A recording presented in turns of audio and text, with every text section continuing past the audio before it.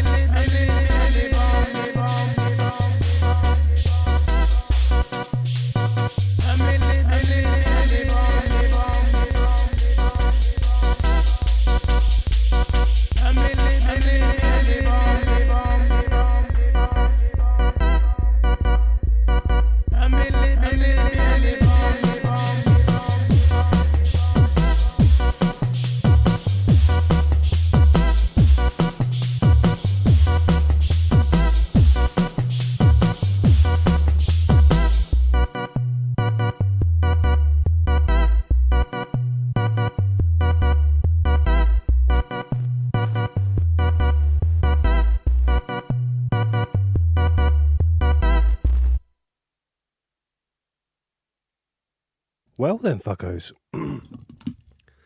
It's headphone time. I can pound this off now. Hey. Save. There we go. Welcome to PandaChat this evening. Just powering down stuff down, making sure that everything still works for the evening. So bear with me 2 seconds. I'll put the link in the chat in a second. It's obviously a big day because we've obviously got MPC time today. The MPC samples is out, and a lot of people have been saying they want it. So that's always good. How are we all? Talking about PNGs? Bloody hell. Is that sort of night? Oh, God. You want to manipulate anything PNG, just use GIMP. That's what I use. Works. God, I really didn't set anything up, did I? What's new these days? Come on, Panda. What is new? What do you ever set up? Come on. There we go. There's the link. La la la la la la la. Is it pinned?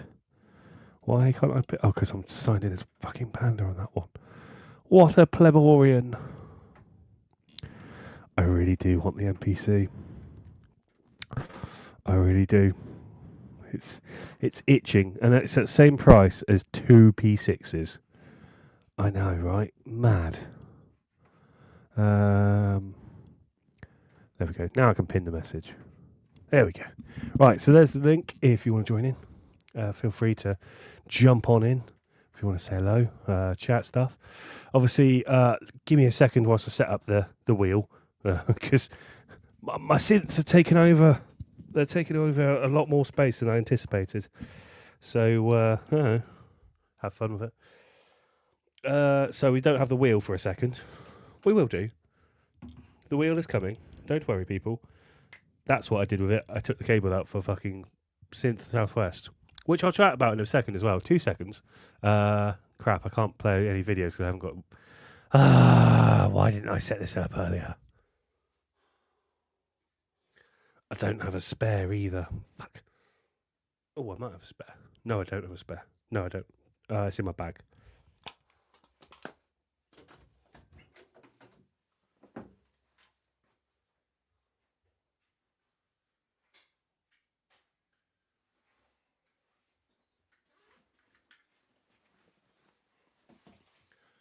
Set stuff up beforehand, Panda.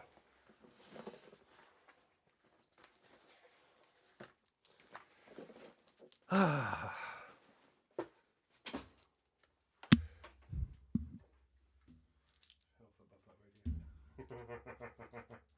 I don't know myself.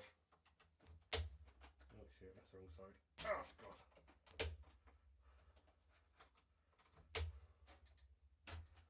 Oh, for fuck's sake. Everything's falling apart. Why do I do this to myself? I don't even have power plugged in. Oh god damn it.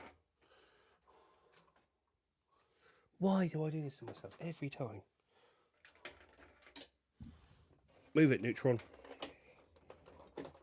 Everything's falling apart.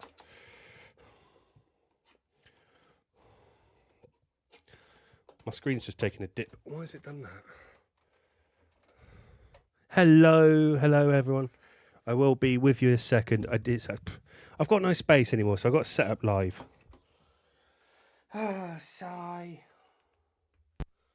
Oh, to have a bigger studio. Oh, to have a fat dad sized studio, which isn't a bloody cupboard at the back of the house. Ugh.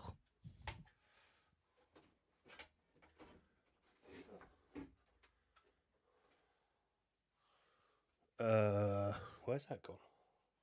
I don't want to unplug anything. Good little setup. Fine, I'll unplug the Neutron.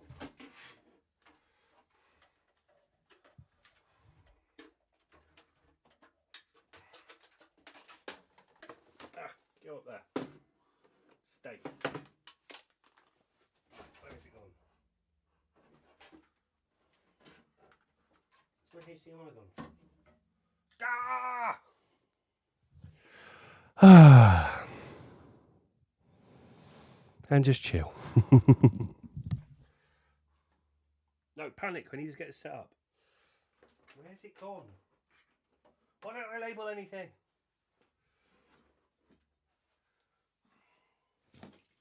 Forward over here.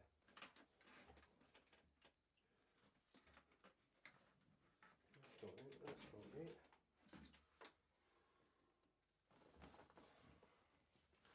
Panic! I want the wheel.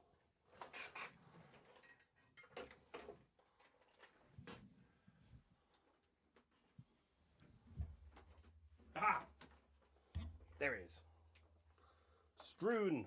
It's not very good for a fibre optic cable. That thing. I need the wheel.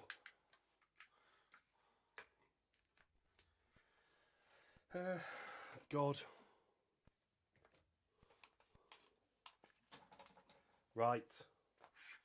We have wheel capabilities. Oh, fish doorbell.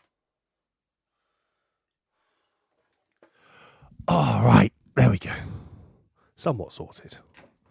You go over there so I can actually move my mouse. Ah, cool. Right, so if I push this button, we should see... There we go. Yeah, cool. It works. Guess what I've been looking at, funnily enough? MPC samples, the Loopop video. Typical. Oh, what's in here, actually? I can set the size properly. No, I don't want it in. I want it in default. No, do I? Do I want it in cinema view? Yeah, I want it in cinema view. That side. God, I need to set stuff up more often. So, it was a very awesome hardware jams yesterday, wasn't it? We had obviously sign and distortion even. Have I set it up? Yeah, I must have done. Whatever.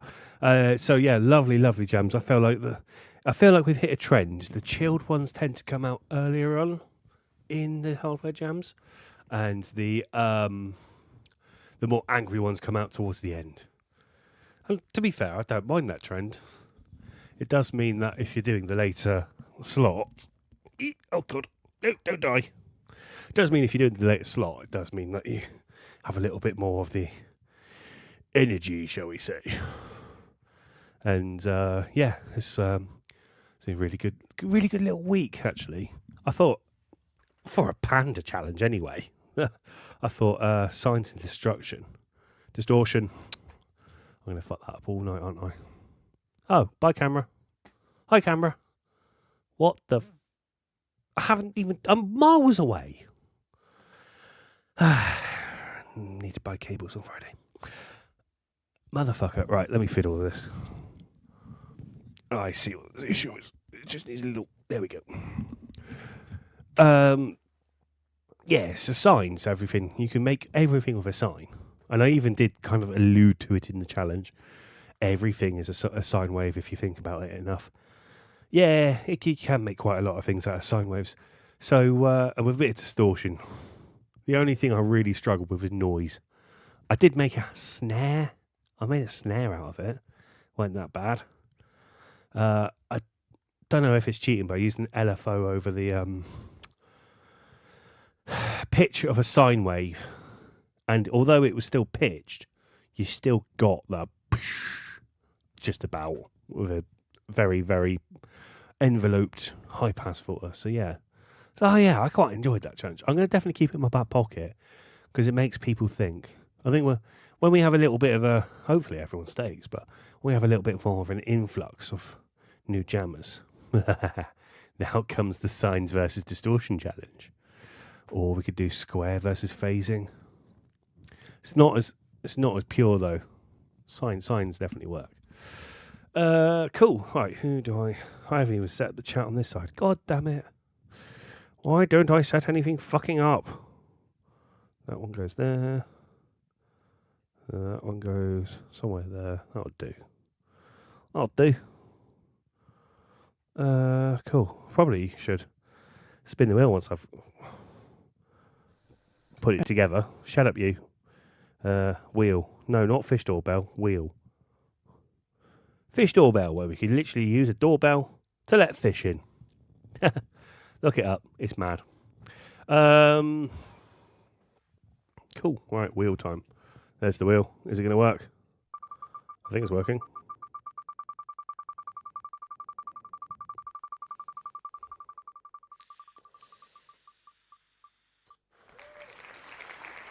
Another Brian jam? Brian? Oh, sorry, Stefan. Yeah. Go for it, mate. Run away. What this is, get some new music.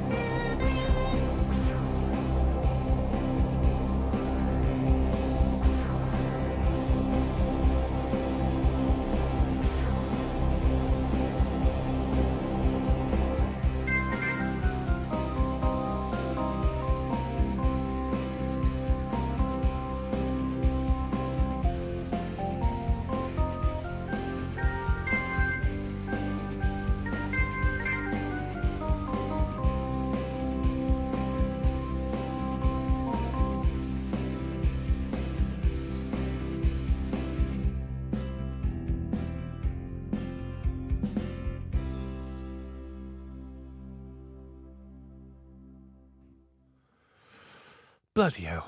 Yes, yeah. Nashville Black. Yeah, he does really. Lovely stuff. I really love Brian's music. Brian's got like one of those talents for really making really good, like blues-esque riffs. He's really good at that. I think he's actually famed for his riff. Would help if my charger was plugged in. Yeah, excellent stuff. So, obviously, big news is MPC sample has come out. Who's ordered one already? Probably Cresshead. God knows. I know Wagyu's already got one and now got its successor already because Wagyu's got bloody everything. Yeah, so I'm torn. I am torn. It's 340 quid in the UK. So that's what? That's two P6s dead on. Yeah. I could have 4 P6s. I could be known as that guy. Or I could have an MPC sample. I've heard a lot of people in several chats kind of really interested. I know Jen S has just purchased one. There's a couple of the clowns over in Clownfest definitely got one. Even Grace has said it's turned her head. So, shall we invest in it? I'm not quite sure. I need another sampler. I'm not 100% convinced in my own conviction there. But yeah, no. That's it really for gear news. Watch the Lupop video. Oh, we also watched the Andersons video. It's anything over the Live 3? No, absolutely not. It's a sketch pad. At the end of the day, it's a sketch pad. It's what I use the P6s for. But the sketch pad ports over to the Live 3, the Force, all the other MPCs that are running. I think it's 3.7.1. They've literally just released the release that helps you port it over. So Force is up to date, ready for that one. But my struggle is I've got the 1000. And unless I'm doing something... Actually, no, I have actually hit RAM limit quite a few times on the 1000. Which is impressive, I know. I could always drop bitrate and stuff like that. But, ultimately, I have hit the RAM limit quite a few times. So, yeah. It's what you take to the pub and eat vegan sausages with. I've got no crest to bounce off of tonight. Got the Live one in the Force. You've got more than that, Wagyu. You've got every single one. You've got from the MP60 through to, even the 4000. I bet you've got the 4000. I'd hate you if you've got the 4000. No, actually, I'd hate you if you had the 612, the rack mount 612. That would hurt inside if you had that. Only because it does some wonderful things. It does some 12-bit stuff. And no other sampler sounds like a 612. That's all I'm going to say. But it is extremely limited. You've basically got one sample in there and you're looping. 950 is also up there, definitely, Biscuit. The 950, the 1000, and the 1100 are all sought after samplers. The 2000 can go fuck itself. The 3000 was okay. I liked the 3000 and the XL to learn on.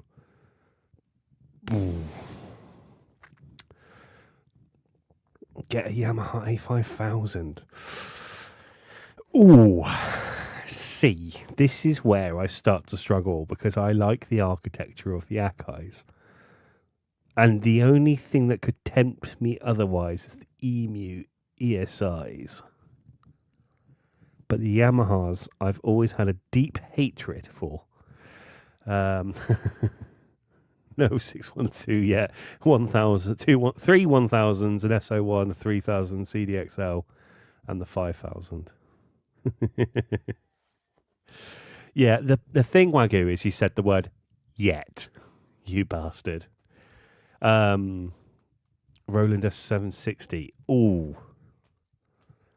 Because that does it in things in like a linear mash version. It's got some technology from the D50 series.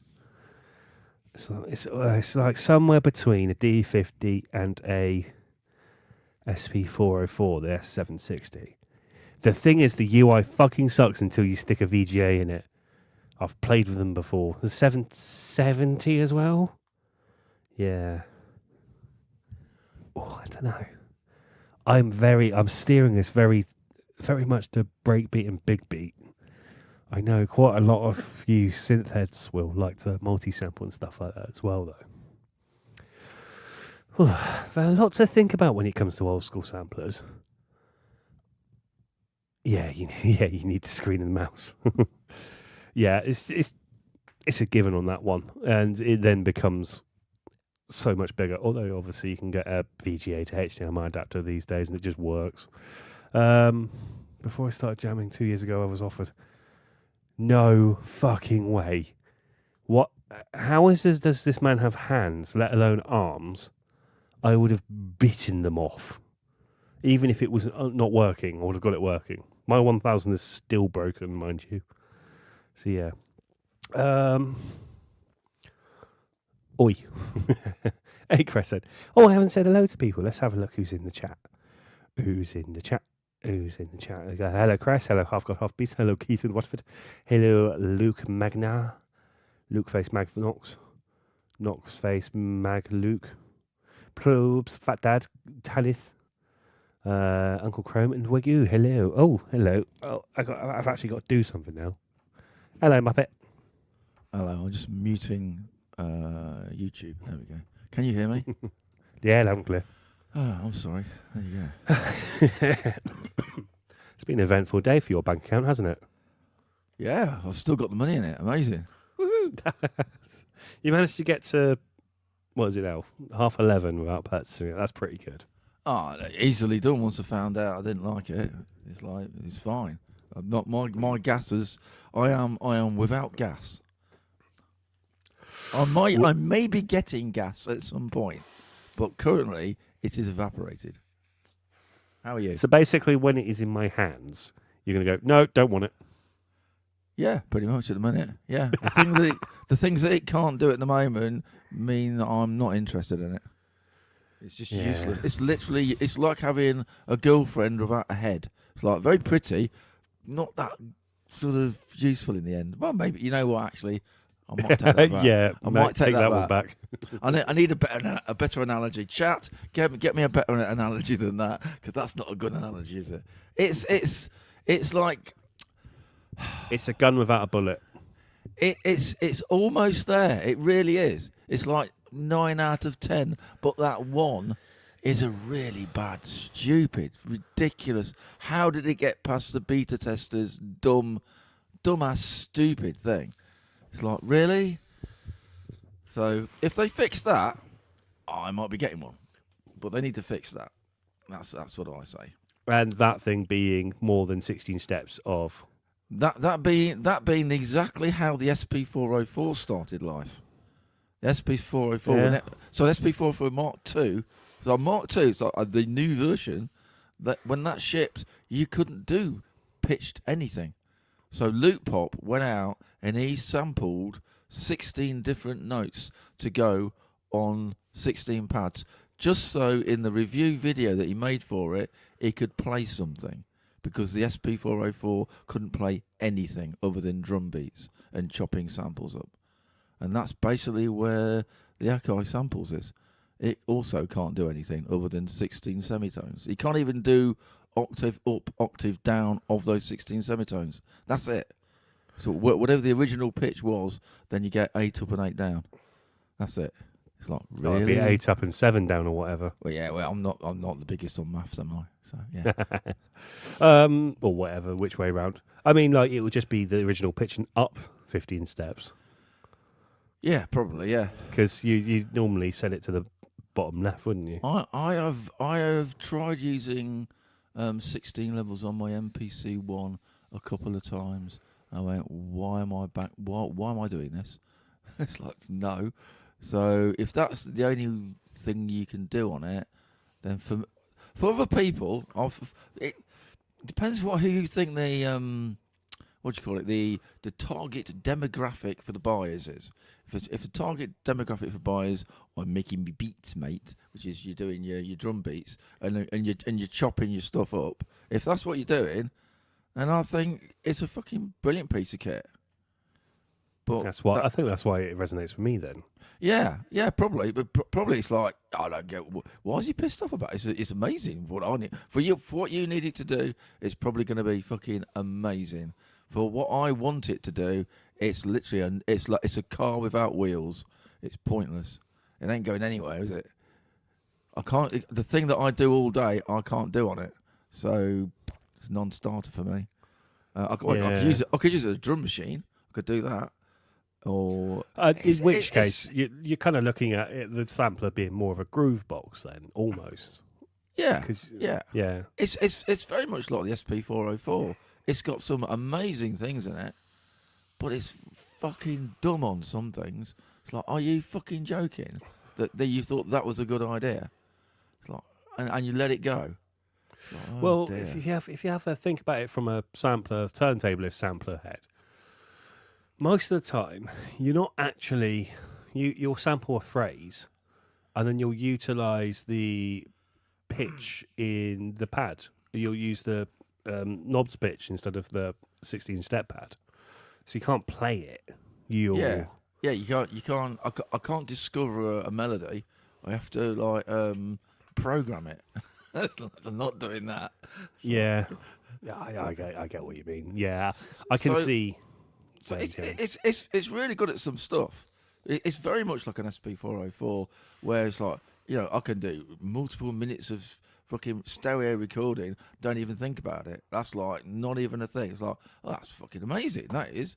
So if you're doing really long phrases that you're grabbing off a record, or if you're plugging in, I don't know, a guitar or a bass, or you're doing your own singing on it, that's fucking brilliant. You're never going to be worried about sample time. It's brilliant. So for that, it's really good. But for playing melodic pitches, it's not very good. See, where I use my 1000 is I also use it as a sequencer, because it's a damn fucking good sequencer as well as a sampler. Right. And so where I would struggle is, can I use it as a sequencer as well? And if I've only got 16 steps of sequence, for example, 16 semitones of sequence, I'm going to be stuffed. Because I like to go, octaves up and then come back down again. Yeah. I mean,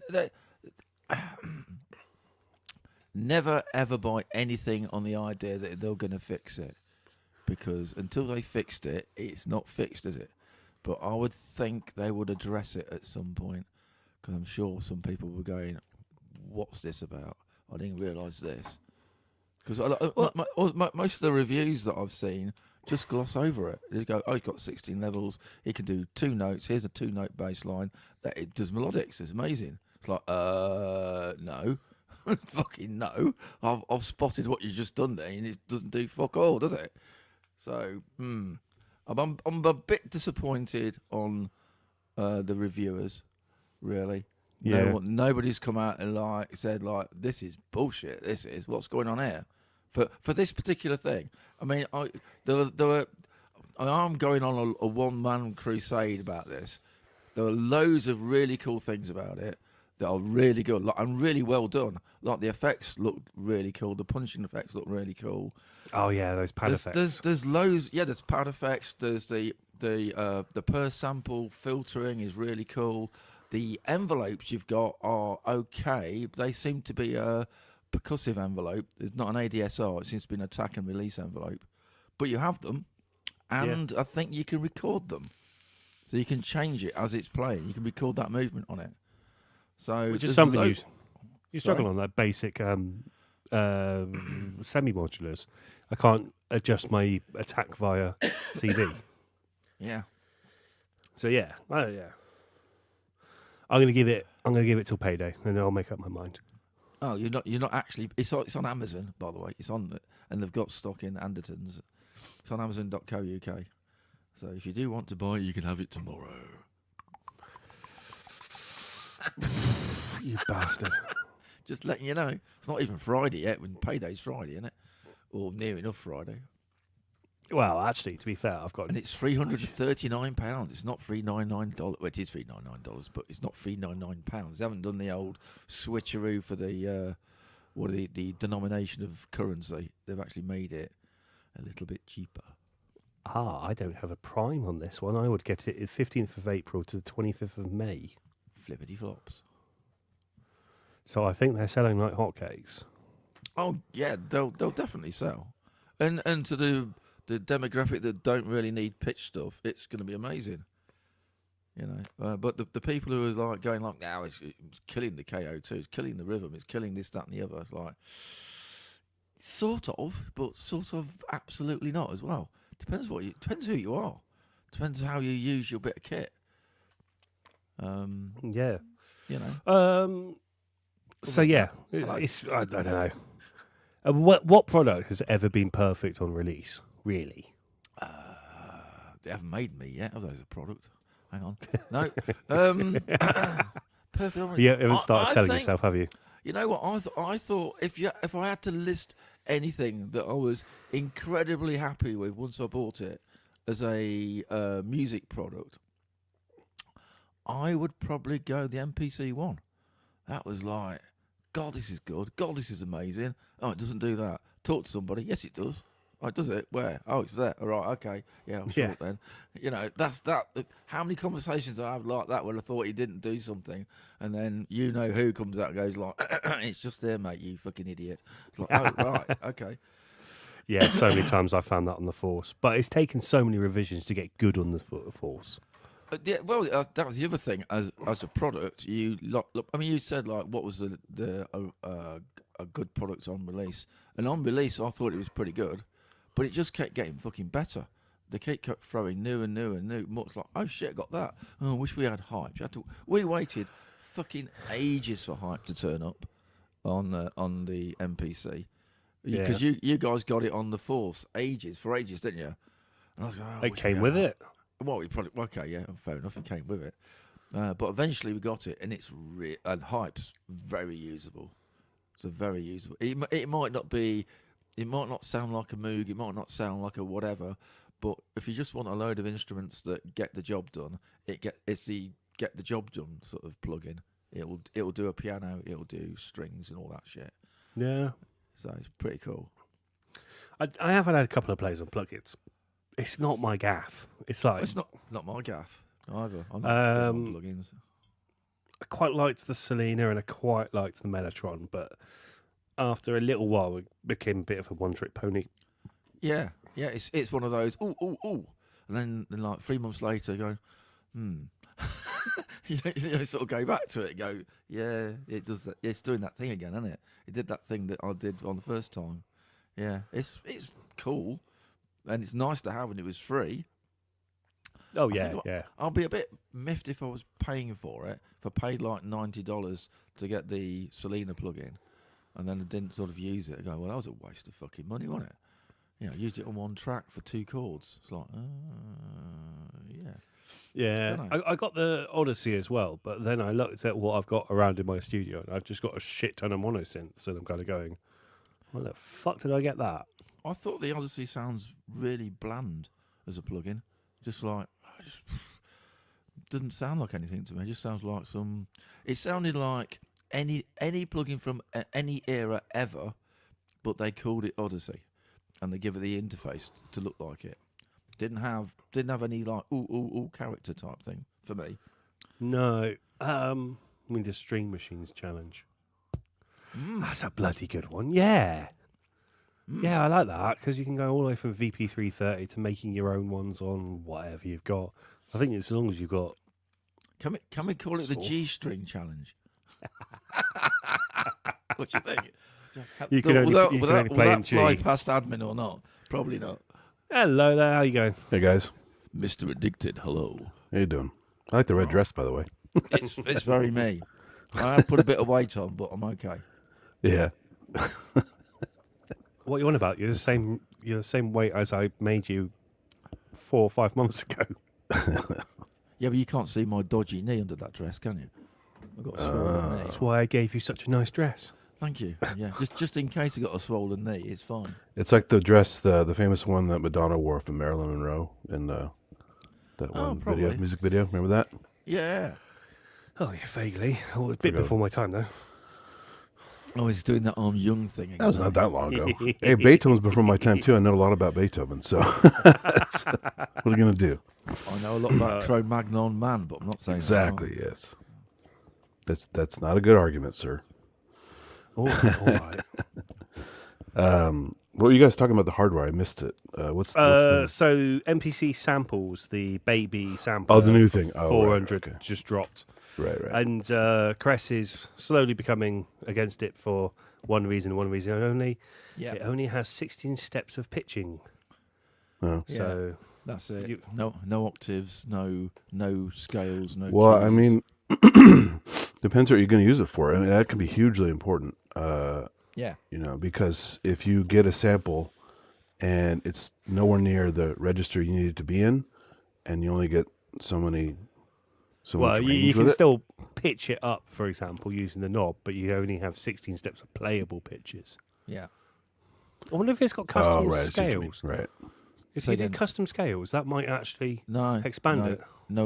No scales. No. No keys. scales? Wow. No. This day and age, they got to have scales on stuff. Hasn't. I think people will moan and they'll do an update and put it in. Because at the very least, you should be able to import like Scala stuff. And then you can be lazy and just import it. You don't have to make it or know what the hell you're doing. You just import a Scala file. And then you can have whatever hell scale you want. You Well, know. I don't Yeah. know. Look, I in think- Luke Pop's video, he made a web app so he could render out different samples in different notes to make a scale to then put onto 16 pads so he can make a review that didn't sound shit. It's like, really? I see. Okay. Really? Wow. Mental. So it's Wow. literally doing audio gymnastics to make the reviews sound okay. Yeah. Not good. But yeah. But it depends who you are. If you just want to like chop a big sample off a record and you want a drum beat under it and you want some samples of going yeah man yeah and all that sort of stuff, then it's Like the ones that come with the 404. yeah. Yeah. Yeah. Catch you come later, Uncle on. Chrome. Yeah. Enjoy your dinner. So it's one of the things it's got live swing, hasn't it? You can dial in the swing live on it. Yeah. Yeah. Which is that's- like usually it's a thing you have to set, and then you do your beat, and then it gets swung afterwards. As part of the input. most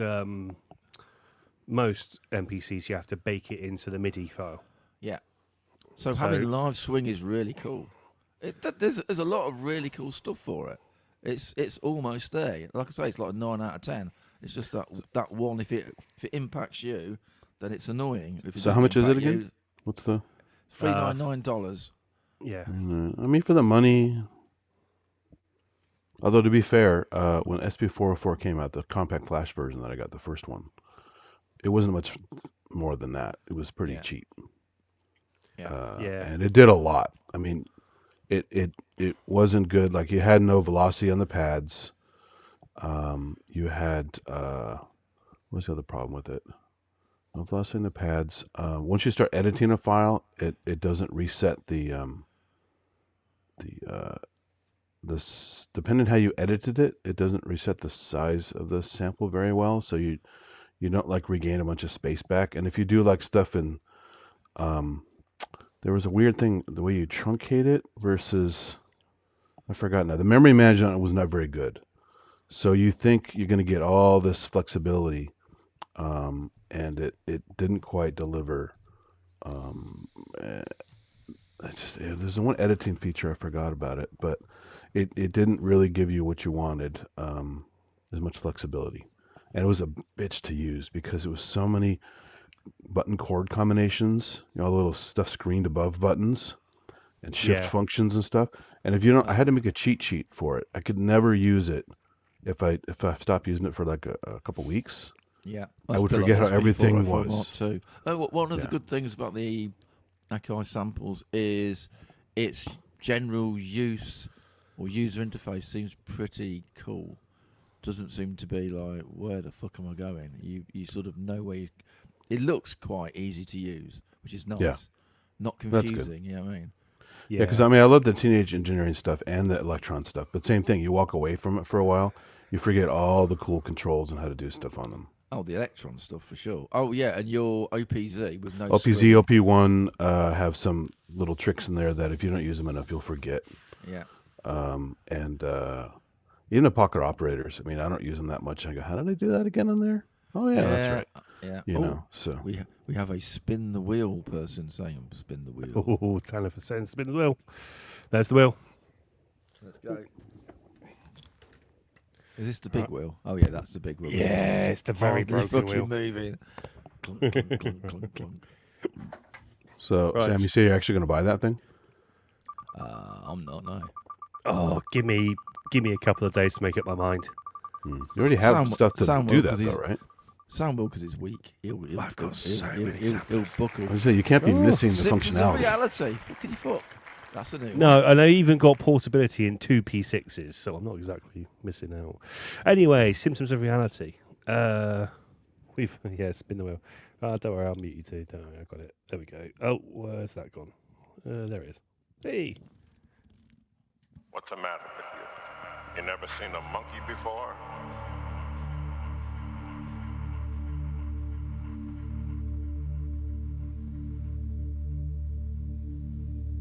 Look, it's in the trees.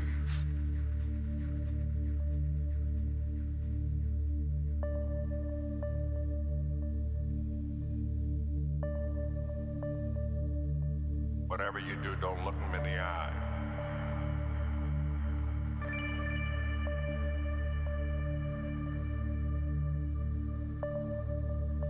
He just threw his shit on me.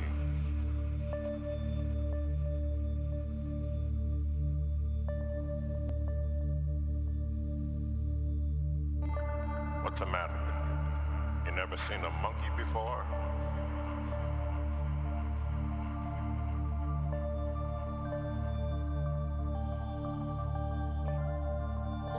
Look, it's in the trees.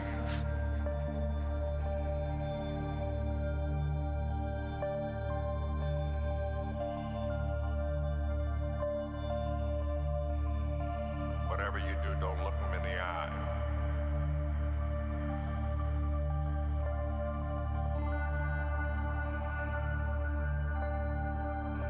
He just threw his shit on me.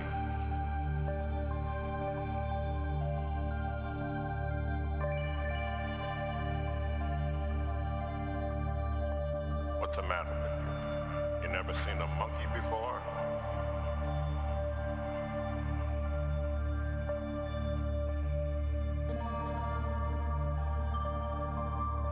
Look, it's in the trees.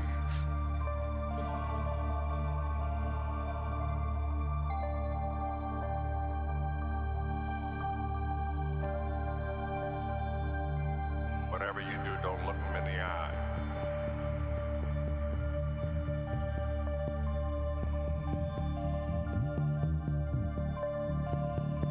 He just threw his shit on me.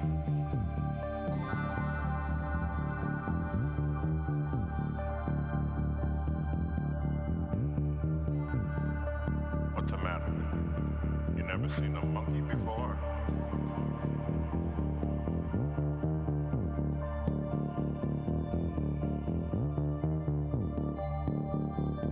Look, it's in the trees.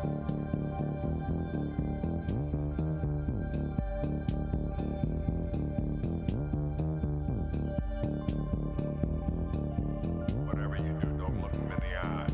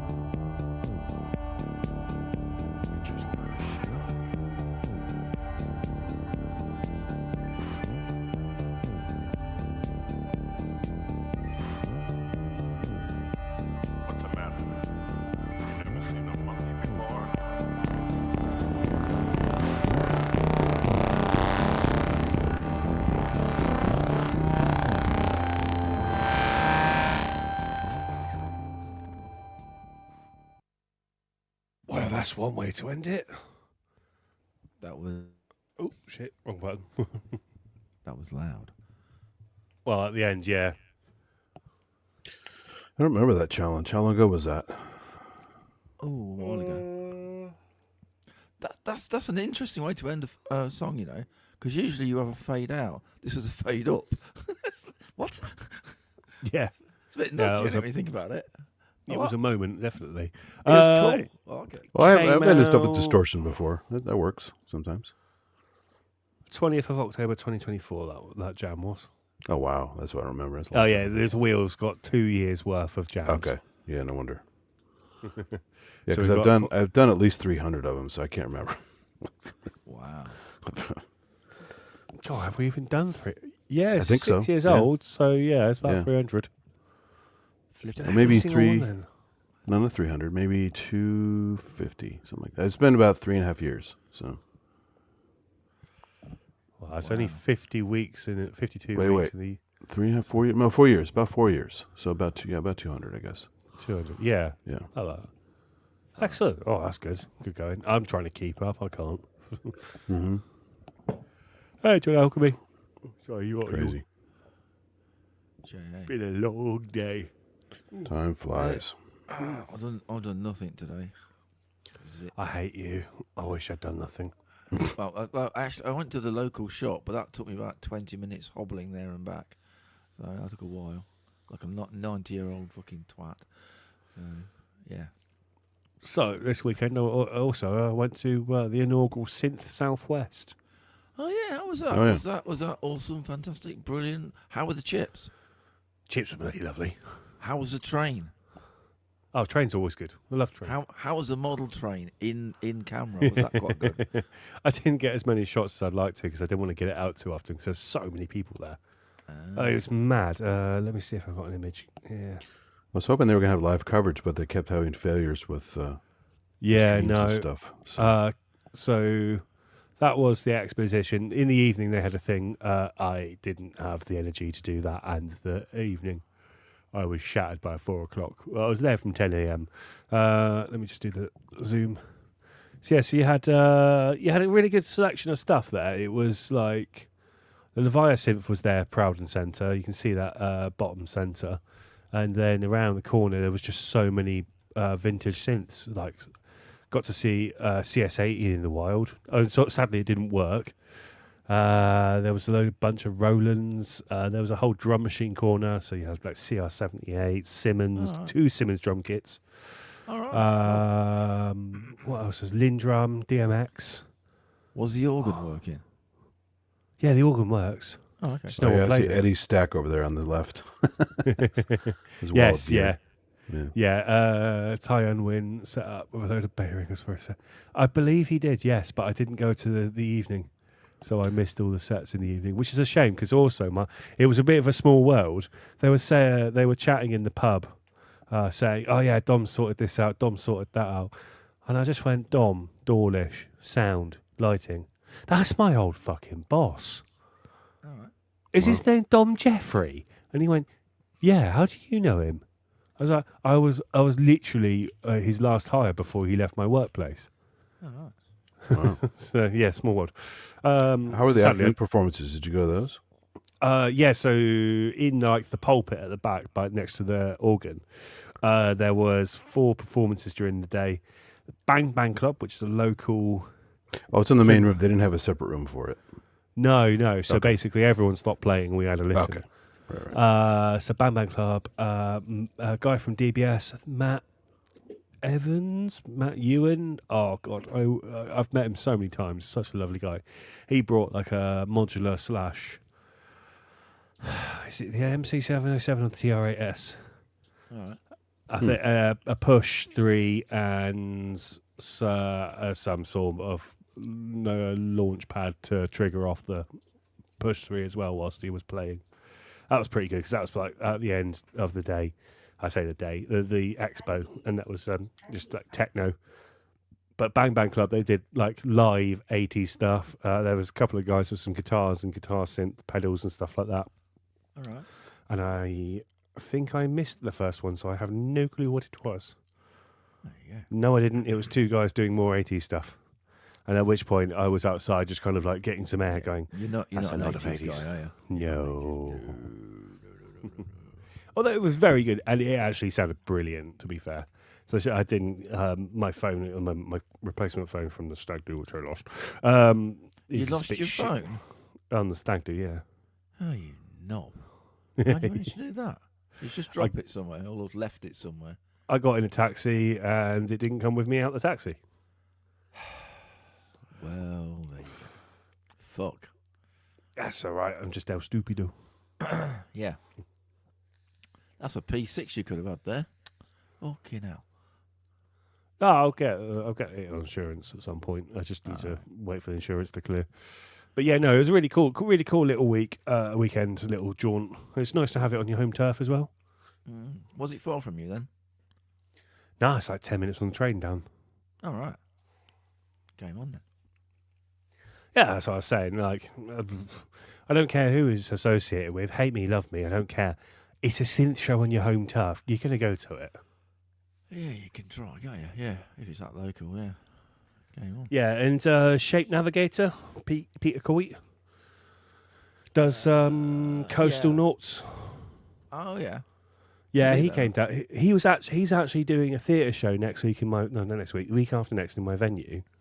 Mm-hmm. And he's down actually in another venue, teching it and making it all work with the sound and all that. And he dropped everything, left the fuckers, got the train all the way to Exeter, then changed over to the Torquay line, and jumped in.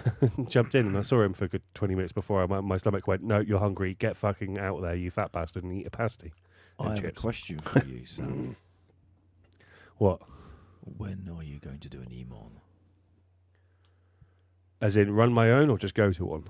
Be in one, not fucking go to it, you knob. Be on it, on stage, doing stuff. Trouble is, the closest one is like so far away. I think it's Bristol, maybe. Oh, how far away is that? I thought you used to do EMOMs a while back, didn't you? No. There's another guy who's like a panda thing at the EMOMs. Who was that? Someone who's stealing my identity, clearly. Did they make Wasn't there a delicious panda big guy? beef? Brooksy was always talking about some panda guy at some of the EMOMs and stuff. Oh, That little panda character on the stage. Little plushie. Yes. Yeah. Yeah. There was a. I thought that was you. I didn't know that wasn't you. No. No. There was a panda guy. I think he stopped doing it. You did? Okay. Yeah, he had someone said something naughty to him, and he Oh. took offence to it, so he stopped doing it. What he's doing to his panda plushie. No, someone just being a bit funny, and then he went. Well, get Yeah, you stuff can't out. be sensitive and go out and play. You got to have a thick skin. That's a Yeah, fair play. yeah. It was just but yeah, I do remember. I forgot the artist was. I don't an artist name. It had something and the panda. I think it was called. Someone God, in that's- chat would probably remember. Exactly. Maybe- That's why I thought. I don't know. I got the mistake. That was you all along. I guess Yeah, it was somebody yeah. else. Yeah. No, Yeah, there's a something and the panda. I think it was. Okay, now you got to replace him. Since he's gone, you got to go out and replace him. Yeah. I've Panda done a couple of bits. I did Clown Fest in the Field. Oh, how was that?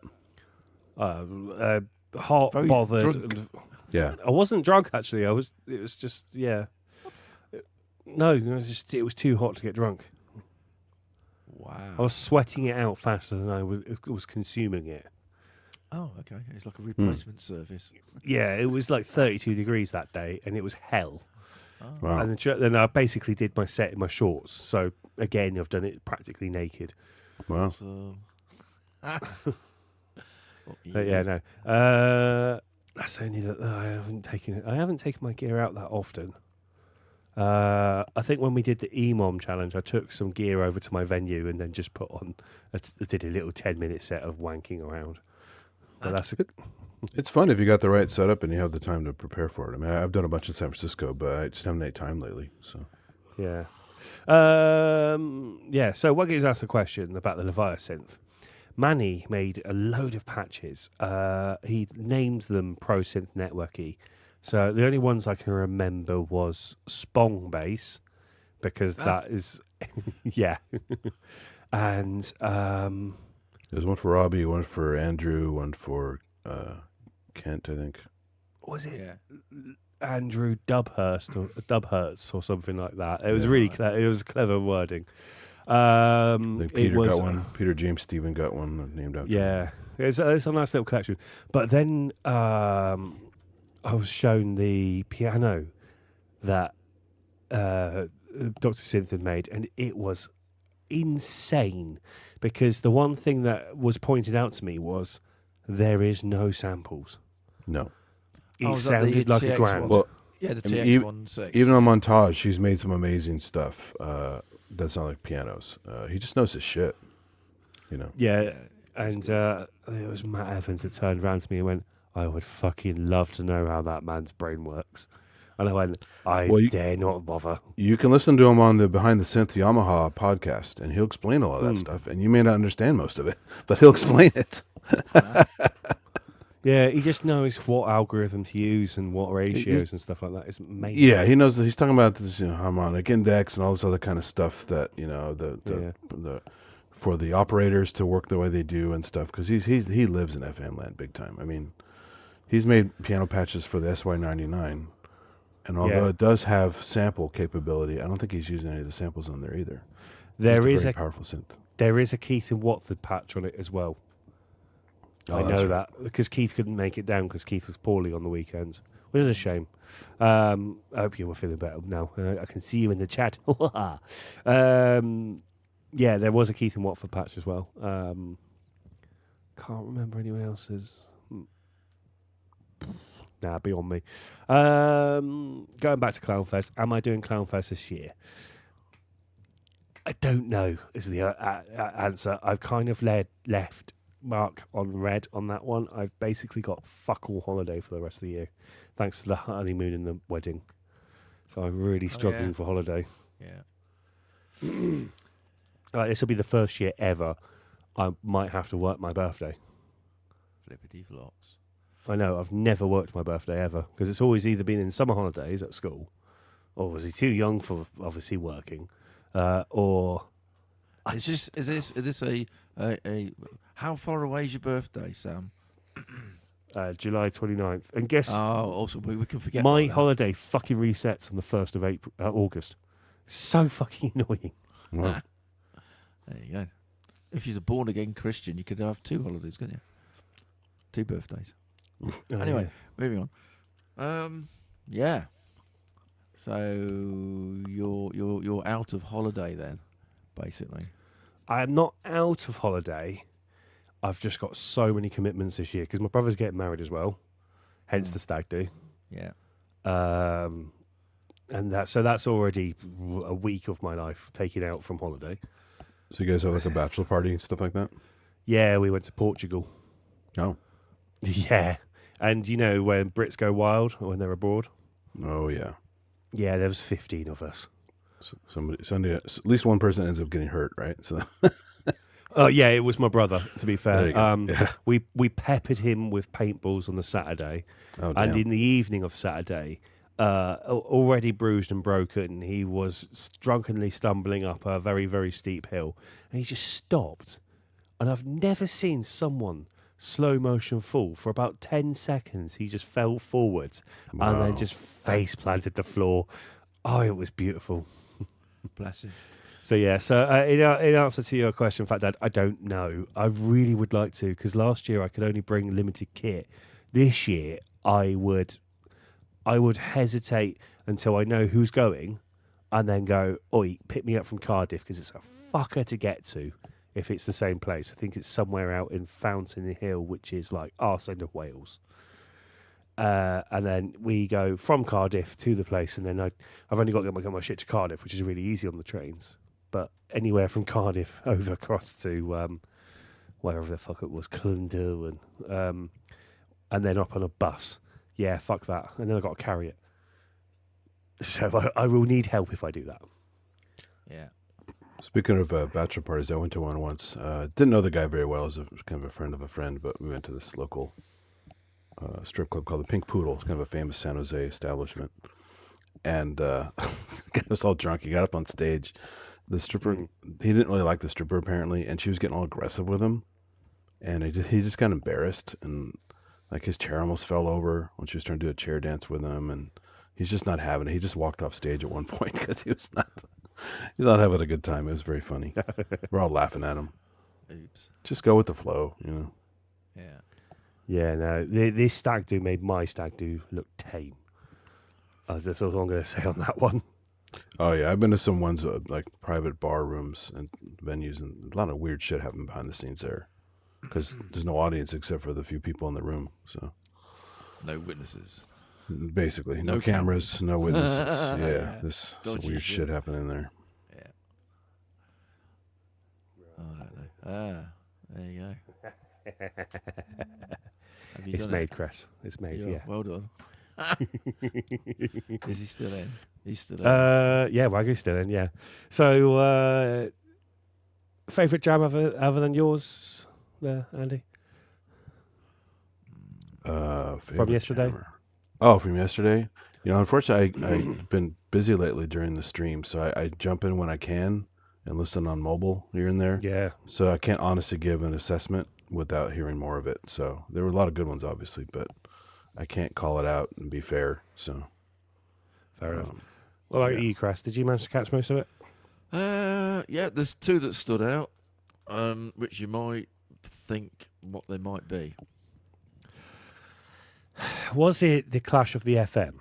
It possibly may have been, yes, possibly.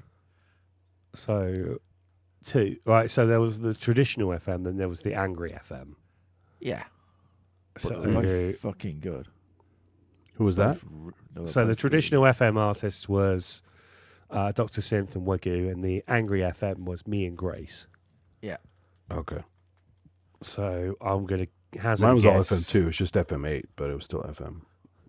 Mine was all signs. I'm going to hazard a guess it's Wagyu and Dr. Synth, because I said something stupid last night where I said these two, we should fight them, we should get them to fight it out. And then I said, no, actually, Collab. backtrack a little bit, Yeah. collaborate, motherfuckers. That'd be amazing. That'd be really fucking good. Oh, I see her spin the wheel. Oh, Yeah. look, it's Wagyu and Dr. Synth. It's almost like it was planned. Who knew?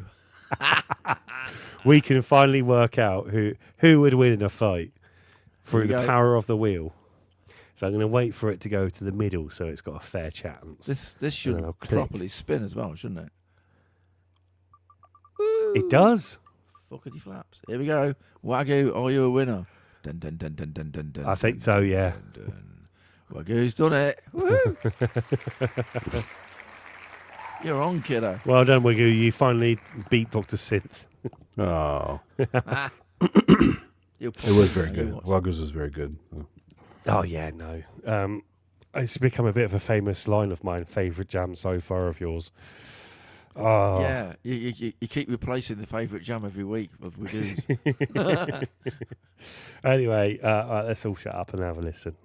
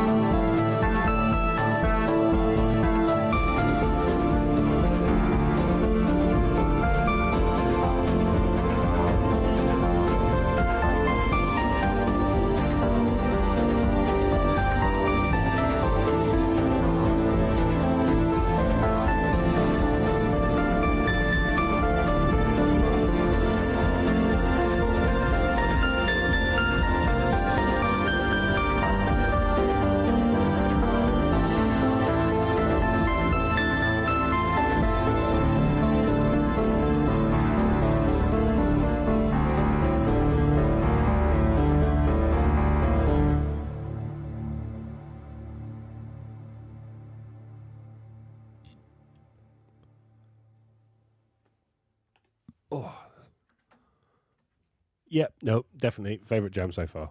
I have that's a cool. question for you two. Go on.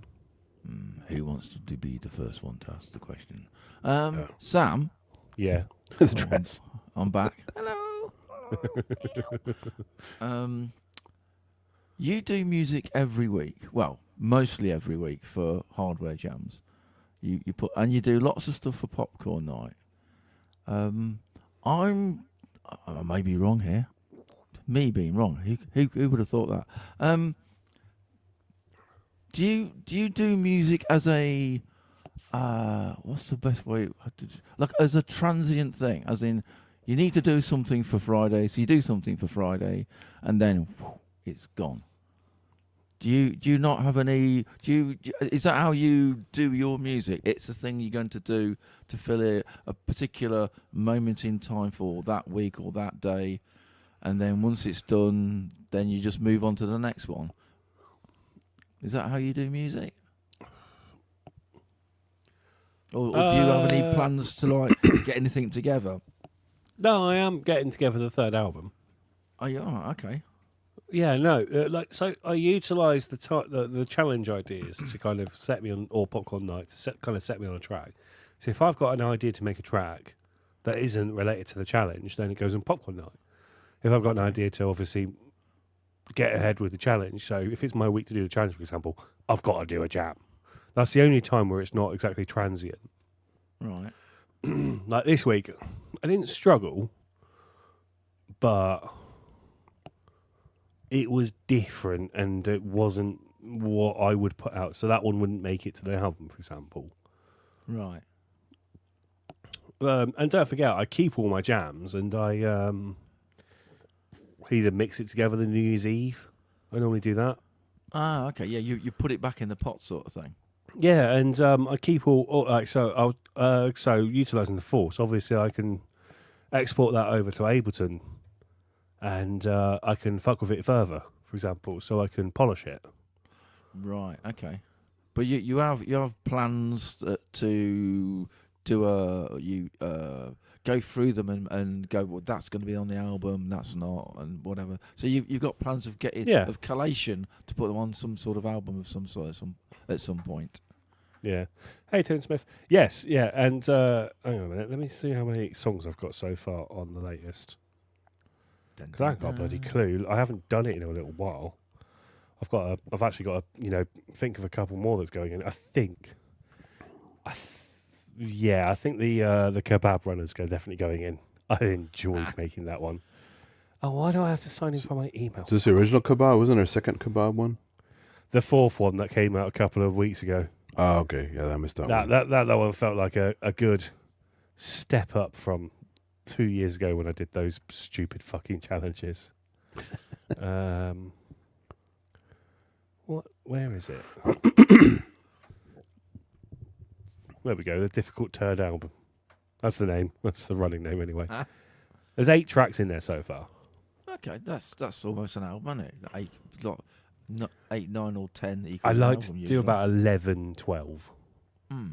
Because, what are they? There's only 2 that are sub 4 minutes. Okay. So that, in my mind, is already just one, because most of them are 6 minutes long. But, I can give away a couple. Popcorn Night, Shake Your Booty Under the Sun. Yeah. The Inky one is being released as a bonus, because I can't in good conscience give that away. But it's not going to be those albums that you pay for. It's going to be one of those, because I can't clear samples to save my life. It's going to be pay what you like. Yeah. Because I can't sell it, so you can donate, and that will just, I don't know, buy me a new camera, because I've got one of these shitty Ocassos left out of 6. So you can do like a Bandcampy type thing again, yeah. Yeah, Bandcamp again. One day I'd quite like to get it onto a CD and sell it on properly, like you did with the Inky CDs. But yeah, totally doable. It costs. I think my get your money back thing was 22 sales equals you got your money back. So is that CD Baby? I don't remember what you used for that. Oh, it's band. I think it was Band CD in England.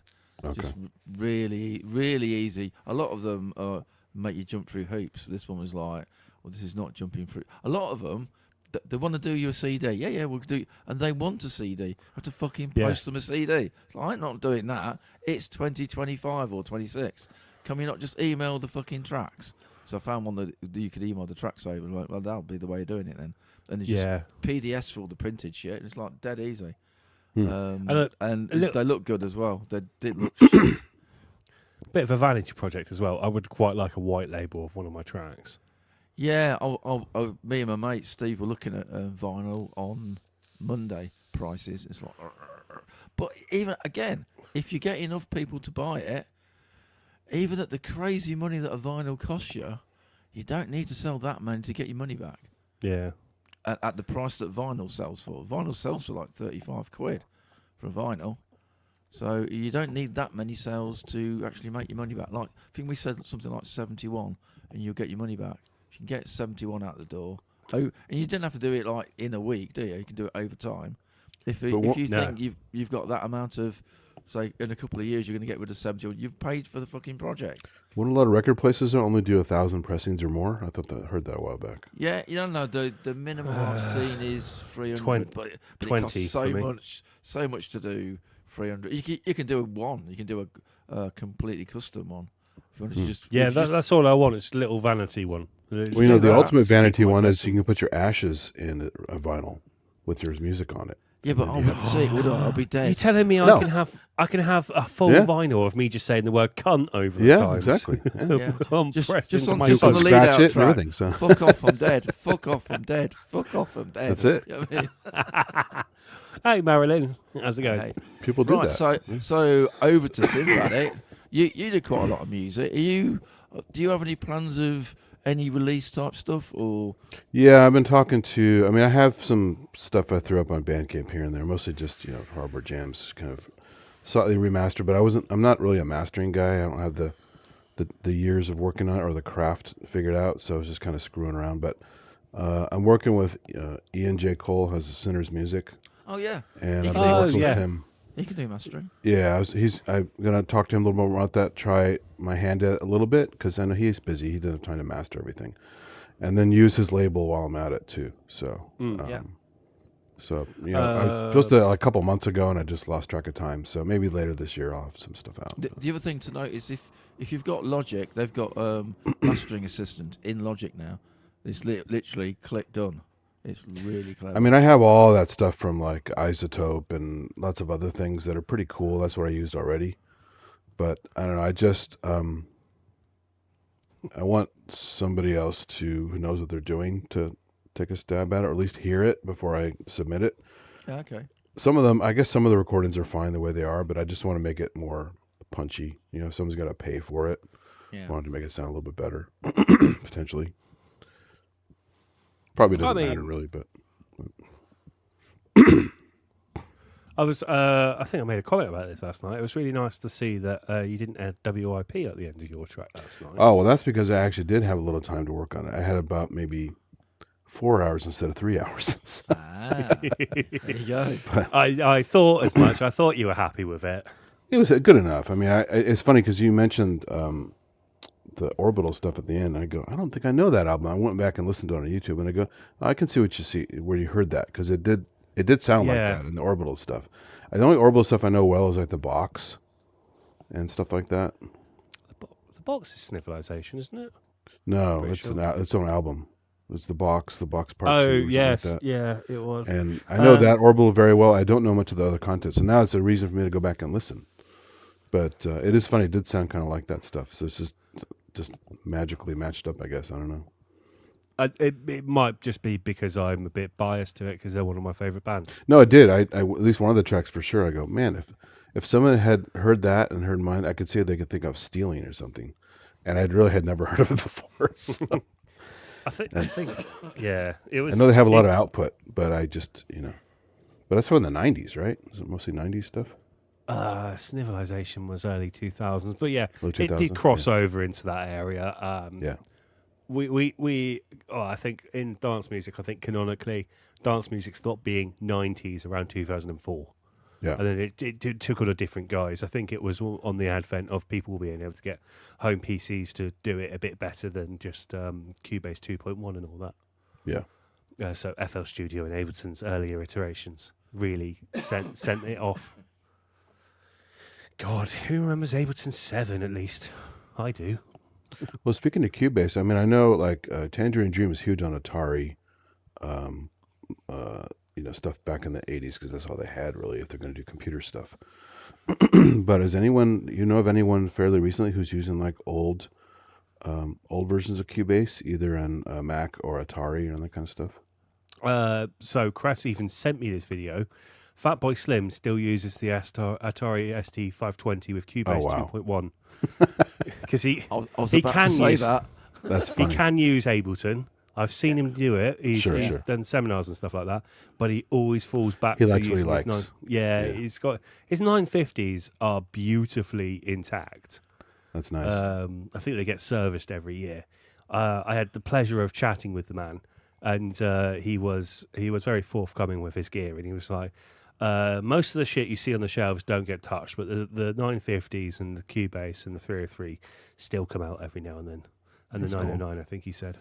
But like his Studio Logic Mini Moog clone thing doesn't get touched anymore and stuff like that because it's just. Oh, you're talking about the just Studio a museum Electronics? piece. The That's- SE1? Yeah, something like that. I Yeah, can't yeah. remember specifically which unit it is, but it sits on top of his shelf, and you'd see it in a few of his videos in his little studio. And his wall of vinyl where he pulls stuff from, he just goes down to charity shops still and still picks beats and just goes next. His house is next door to his house where his studio is. So that's his old house. And he bought the house next door. Good And idea. so it's become a bit of a museum, his old house. So I saw him once in San Francisco. He played at the Warfield Theater when he was kind of popular, but I guess lesser known. He wasn't like a household name like he became. And he was very good. It was very cool to see him. yeah, he's moved over to house more than the breakbeat stuff now, but still very good. And Yeah, just as much of a showman as he was 20 years ago as he is now. sure. Because he does a whole weekend where he takes over this holiday park in Southwest, and it's let me think: Red Central Skyline, the Inn on the Green, the pool, the actual swimming pool. He does a set in there. And there's one other spot, and I can't remember where that is. But he's got like 6 venues, and he does like 10 sets in the whole weekend. Like I saw Goldie of Jungle Drum and Bass fame. And then I saw Fatboy Slim straight after, and it was awesome. So yeah, so he does these awesome things. And he's still very much the showman. I absolutely loved his big set, but then he did a really intimate set in a pub. And he brought on his son. What's his name again? Woody, and his uncle Dennis. And for the first 30 minutes, Dennis was doing like soul covers on top of like just really chilled beats and stuff like that. And then he said his goodbyes, and then this pub set just came alive. It wasn't a DJ set as we seen today. It was like a DJ set like you saw back in the 80s, where your mate would hire some decks, bring their record collection together, and they would just about beat match, or they'd just about get the start of a song, and they'd mix it into each other. So yeah, and Proper old school. it was a proper old school set, and I've That's never cool. seen a set since that's like it. He is the king of it. So yeah. There's a bar in San Francisco Monday nights. They actually do Motown remixes, and supposedly it's a bunch of guys with vinyl and stuff like that. I haven't had a chance to go check it out. I just heard about it. Let's go look. Yeah, check it out. we've got quite a few. For us, it's more Northern Soul. So it's off the same ilk of Motown, but the British did it slightly different. Yeah. It's basically the same fucking thing, just Sure. with a different accent of singer, really. Yeah. A little bit lesser known as well. But yeah, there's a big movement of Northern Soul. And we get quite a few DJs who'll just sit there and mix Northern Soul. That pub that I went to after Bristronica, they literally sat down for an hour, and later out come the old, twin turntable, big fucking wooden box with the EQ built in, so it's all in one unit. And he was just spinning Northern Soul really fucking loud. So we couldn't even have a conversation. I was trying to chat to Gaz Williams, and it just couldn't because I was right next to the speaker. I just went, "Hi, nice to meet you." I'm Hard by Sound, and that's about as far as I got with that. Yeah. Yeah. There's a style a friend was listening to a while back, and I totally forgot the name of it. But there was a website you could download his sets, and he's this guy. He kind of almost does it selecta style, so it's like he plays the music, and then he kind of comes in and talks over it, and then gets out of it real quick. You know the style I'm talking about? I can't remember the name of the something wax, not Soul Wax, but something. Nightmare on Wax for a while. Which one? Nightmare on Wax. No, it's like I think it's like 2 words. That's the same person anyway. And I'll have to find this link, but it's this really funny style of drum and bass and those types of tracks mixed really well. And then this guy keeps coming in and just chattering about this and that, and he has such a heavy accent. You can't quite tell what the fuck he's talking about, but it's funny, and it just kind of works with the music. And he's partly making comments about the music and partly just riffing on things. And I don't know what the style is called. It's just really, really unusual and funny. Yeah. I was chatting to Tone Smith, was it yesterday? I think it was yesterday. It might have been this morning. I don't know. It's all blurred into one.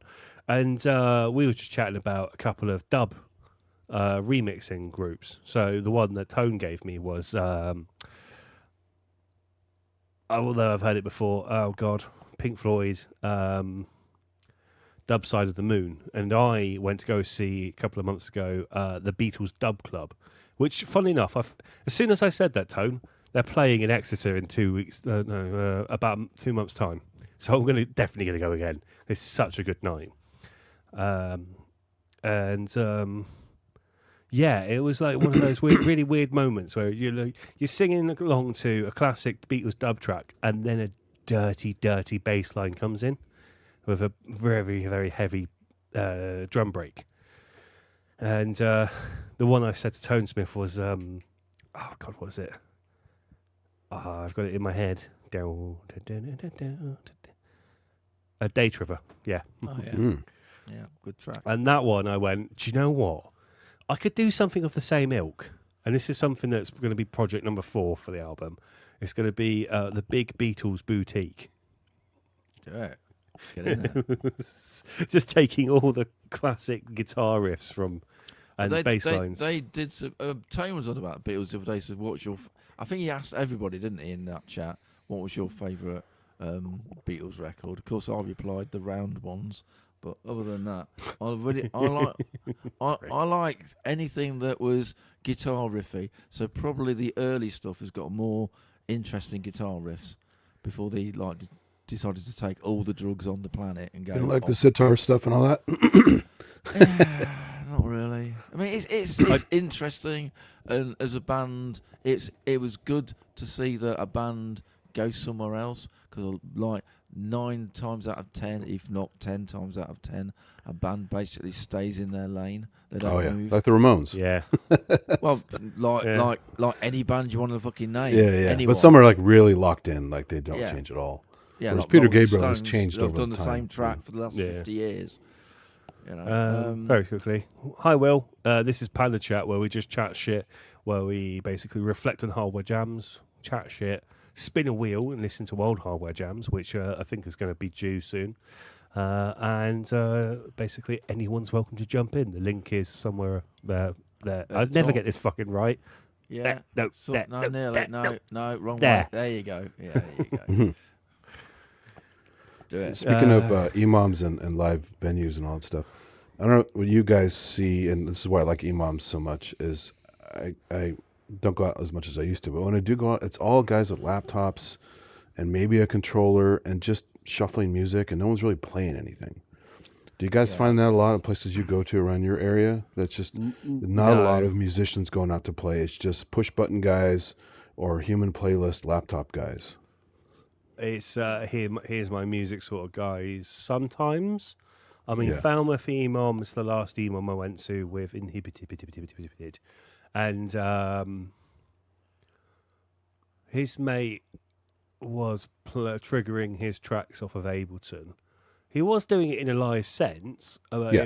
and it was, here's that bit, and I'm just. But he's remixing his own stuff or someone else's stuff. His own stuff. Okay, that's cool. And that was kind of like everyone plays their own stuff. There might be a few remixes, and they always, because quite a lot of the EMOMs around this way, maybe apart from Falmouth, Bristol, and Grid Mode's one that he does once a year down in the Phoenix. I love that name Falmouth. They're not streamed. Think of foul so... mouth. Yeah. Yeah. There's a certain percentage of people that use laptops, but I wouldn't say it's the majority. It's Really? probably 10 to 20%. Yeah, maybe? there's almost a purist vibe in the UK. Okay. We want to do it on hardware. Yeah. Right. There's a lot of people that will take out a fucking gigantic module set. It's like, what the fuck is this? Cough, It's cough, like, Andy all you Bonal. see is like wires and a pair of glasses behind it somewhere. Well, that's what I do with the EMOM in San Francisco. I only bring my modular there. Yeah. So it helps me maintain I'm paying for this by doing this. I don't get paid for the event. I'm by doing it and using it on a regular basis or semi-regular basis, I'm justifying keeping it because it's like 20 grand worth of shit, Yeah. So There we go. Just making sure it's been read.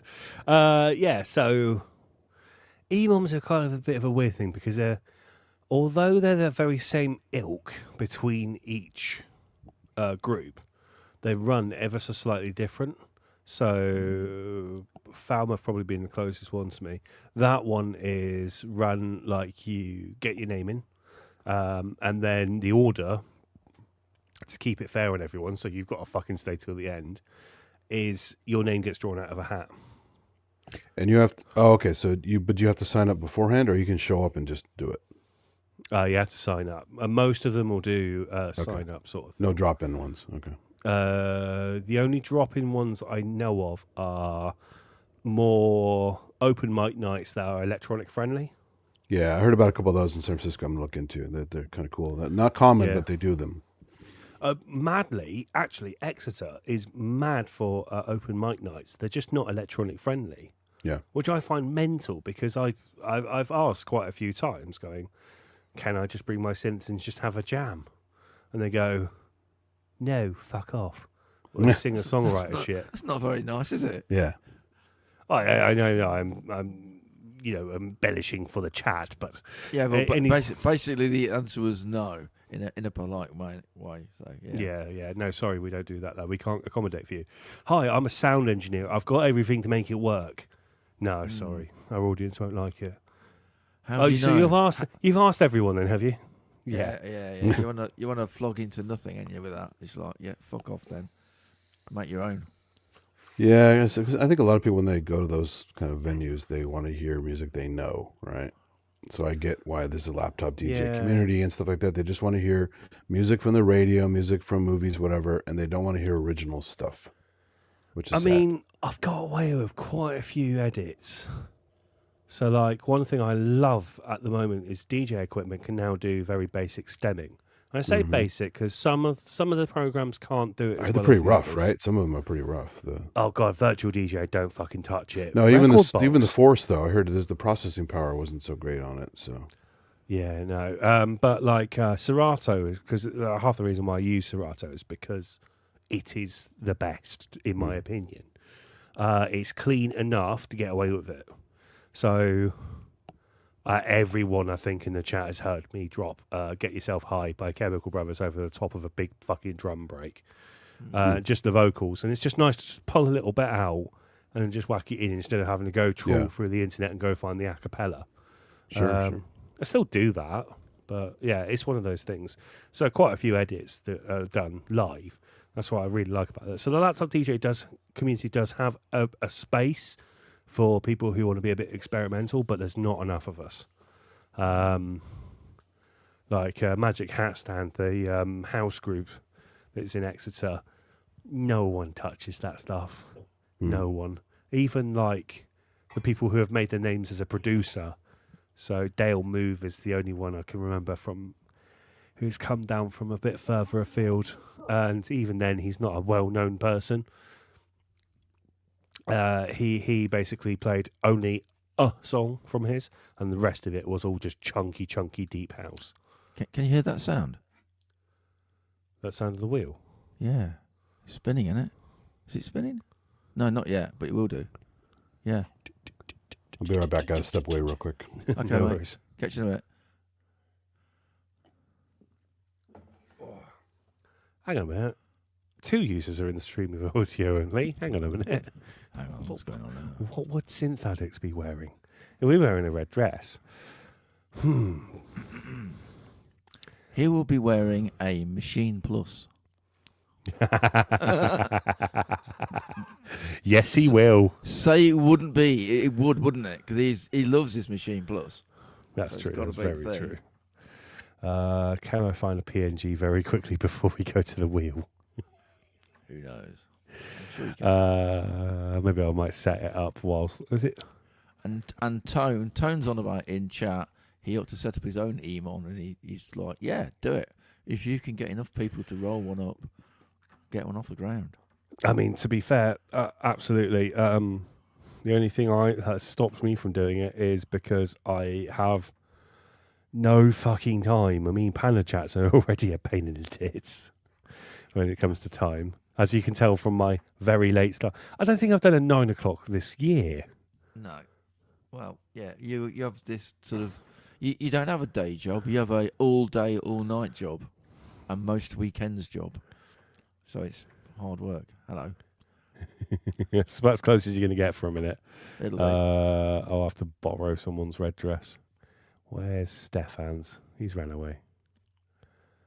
Yeah, I've not seen Stefan for a bit, have we? He was feeling faint, so he's popped out. Oh, okay. Bless him. Yeah, happens.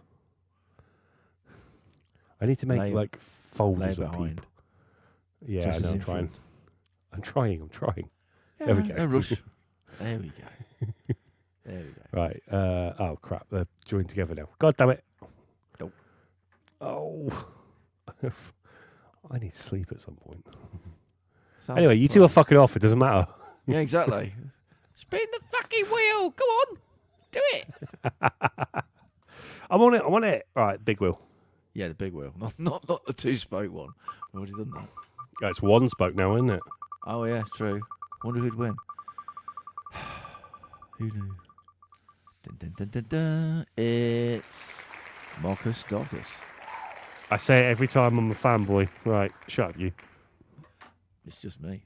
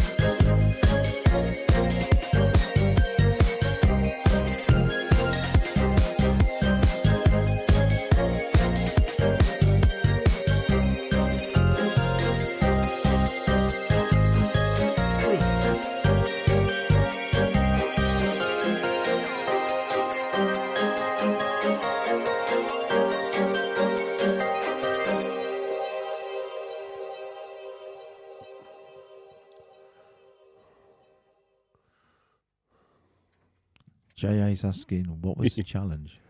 The challenge was dial up the thunk. I think I put it. Yeah, I put it in the thing. It's on the screen. Okay. Hey, what year was that? Oh, I've got to get rid of it now on here. Oh. That was another 2024 one. That was June 2024, 2024. Yeah. I remember making something funky back then. I don't know what year it was, though. I think I made 2, to be fair. I can't remember. I think I binned one off. Anyway, that box was the APC 40, which is a MIDI controller over USB. Yeah. Great bit of kit. I use it for lighting. What? Yeah. Yeah. Okay. Yeah, okay. Yeah, I use it for lighting. Do you have to use a converter to do the lights, or does lights? I thought lights didn't work via MIDI. You have to use the other stuff. Depends on DMX. what program you use. The You DMX still have stuff. to spit out DMX out of a computer into lights. So you use a of little course. module between the two to convert it. No, I use a computer. Oh, okay. Because I know they have those little modules to go either way. OPZ actually has a DMX out channel. You just have to use a little box to convert Yeah. to the proper yes, it plug does. size. But it has a DMX channel you can sequence. It's pretty awesome, actually. Yeah, I think it can work over 3-pin as well. Yeah, of course it can, because most Chinese lights are bloody 3-pin. Hmm. Yeah, that might have blown up a few lights in my time because of that fucking phantom power. The strings on that sound like they're off the Police Spirits in the Material World, which will probably be a Fairlight or an emulator. But I'm going to guess a Fairlight. Very, very characterful strings. Like instantly, I've heard them before. Although police had money for a synclavier as well, so it could have been that too. Yeah, it could be a synclavier. Yeah. It's Okay. just some generic pizzicato strings. I'm just reading the description. Yeah. Ableton Push and Sweet 12. Nothing screaming at me what one it was. It might have been Arturia plugins. It was a little less of gear and it was a bit more of a Ableton jam. I mean, it happens every now and then. Well, some of us don't have time to do it all on gear. Well, and you're using gear to control it, so it is hardware. So there you go. Yeah. Yeah. Are you selling your KO2s, Chris? Who put that in the chat? John Alchemy. John Alcree, where have you been the last 2 hours? Don't tell me. No. Well, put it this way. Before 2 p.m. today, I was probably very much interested in getting it. And then I saw the videos, and then I'm not. So, no, I won't be selling my KO2s. By the way, you know where he's been. You wrote the lyric. John Alchemy's on the balcony. He's obviously on the balcony, yeah. I love that little riff. One It of was my great. most iconic riffs. It was isn't great. It was fun. That I have written 2 tracks on the SP404, and that's one of them. So, yeah. I think you gave a bunch of us a shout out, and that was funny. I did, yeah. I'll try to give everybody a shout out. I think the challenge was about something about. I think the challenge was something about Star Wars or something. So I started the track off with that and went, "Oh fuck Star this!" Wars. Wow. Yeah, Oh, so I did one Star Wars reference. Thought I can't be bothered. Fuck this. yeah, exactly. I thought I'll just shout out everybody and stuff the challenge. I was having so much of a hard time just trying to get a fucking track together on the SP404 because it's not easy. And put a imagine track doing together. on the original. You have the nice one. I don't get a Mark II, but I do like the Mark Yeah. II. But the original was a total nightmare to work with, even though it's fun in its own way. For making music, unless you're just doing basic rap hip hop stuff, it's kind of a nightmare. I use it as a giant loop playback thing. And when I got my EMX Electribe, I didn't want to get the ESX because it was kind of the controls were kind of limited. I did eventually get one. But I'm like, I don't need that. I already have SP404. And I MIDI mapped the EMX to the 404, and that was my ESX thing. And it was pretty fun, actually, to use. Oh, that's good. Because they brought out the A, and I had the A for a grand total of about a month, and I got rid of it. And the only thing I could work out why they brought out another version of the 404 was additional MIDI implementation, so it would work with the IRA TR8. It was Oh, marked yeah. green, right? Wasn't it Yeah. the green one? Yeah, It was Yeah, exactly yeah. the So same. that was it. and I think it had the IRA over USB. Yeah. Oh, so they added USB to it. 'Cause, yeah, the other ones didn't have USB. Yeah, it had the IRA over USB so that you could plug it either into the MX1 and clock it from that, or So I have the 404 original, the CF card one, and I have the SE, which has the SD card in it. I skipped the yeah. IRA because it's literally just the SE with the green trim, and then I guess I had a USB port. That's a new thing. And then I haven't gotten one since. So, I wouldn't fucking bother. Come but I have all the 404 IRA stuff except for the MX1 and the 404. So I do like the IRA. Come 404 day in a few days' time, I would not be surprised if there's a new SP out. Yeah. I would, just because I how well the 404 Mark II is selling. Yeah, but what happened with the last update? Oh, fucking nothing, basically. I think it's run its course, so I think it's due a new bit of hardware. But the SH4D is not doing well, right? I never saw many of those around. No, that took a not long D. time to get an update. The update was really good, but it took forever to get. They're the not that update fun to out. use, though, from what I've seen. They don't. They got a lot better with the update, like a Really? shit Okay. lot better. Yeah, It's a lot of it was menu a diving really good and stuff. update. It's yeah. Yeah, because Inky was on about wanting to get one, and I basically said, "Don't be so stupid. It can't do this and it can't do that," and so she didn't get it. My favorite Inky thing was with when she was drunk and called Kent's pub, and it was all arguing about the Push 3. push 3, and, Yeah, and Kent yeah. was really mad. It was very Yeah. funny. I had to go on. I actually had to go on there and told her to shut up. Yeah, that was a great She one. was incredibly drunk. Oh, she she actually was said so to me, mad. like, "I'm going to go on." I was like, "No, don't go on. No, you're too drunk. I'm going on." And She's then like, off she Kent, you went. don't know what the fuck is going on with this. He's like, no, She like, was shut on up. it. She was on it. She was not happy about the push 3 at all. So yeah. Well, I got the whole suite in case I was going to get the push 3. I got the suite at a really good deal. So the push 3 wasn't a kind of minimal cost after that. I just never got one. Yeah. So She was annoyed Simon. that you paid that huge amount of money and you got like a fucking demo version of the operating system. It's like, are you fucking joking? Yeah. You know, of the full version of Ableton. You got a disabled Ableton as the thing. You got the 16-track freebie for spending £2,500. It's fucking mental. But you know, whatever. She wasn't wrong. Well, Ableton Move then. She would have been pissed off with me on that one. Yeah. Ableton Move. Yeah, another. well, the great thing Yeah. about that is you can use the app on your phone, and it's the same stuff. It's just you don't have the No. Incorrect, Mundo. No, wrong. because they talk to each other. Wrong. Of the wrong things, that'll be the wrong thing. The Ableton, whatever they call it on the phone, it's way more capable than the Move hardware that cost how much? Fucking. Oh, for sure. 400 But I mean, quid. it's if you want the features and don't want to buy the hardware, because I understand why people want tactile stuff.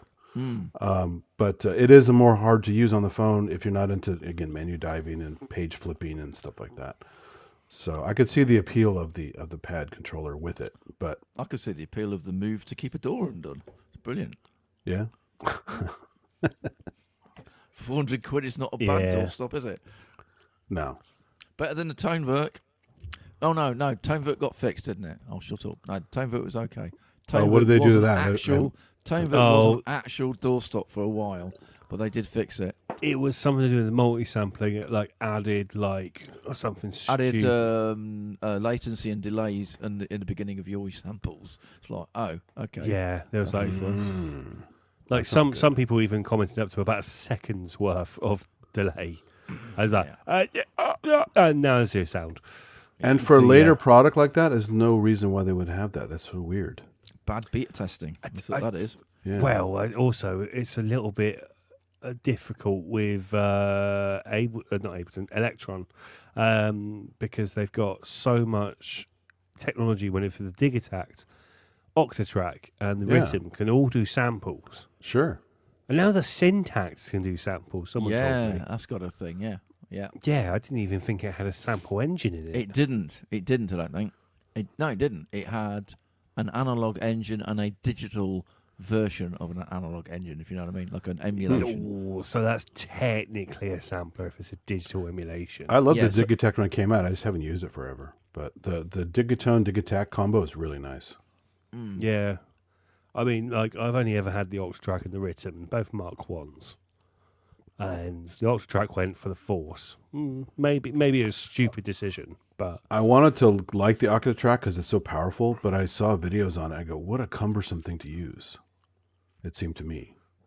I think Tone's got an Octatrack, hasn't he? Did you think it was cumbersome when you learning it? No, I actually found myself hitting limitations quite quickly. It's more nerdy than those other ones I mentioned. It just seems a lot more in the weeds. And also Yeah. the screen was never very good.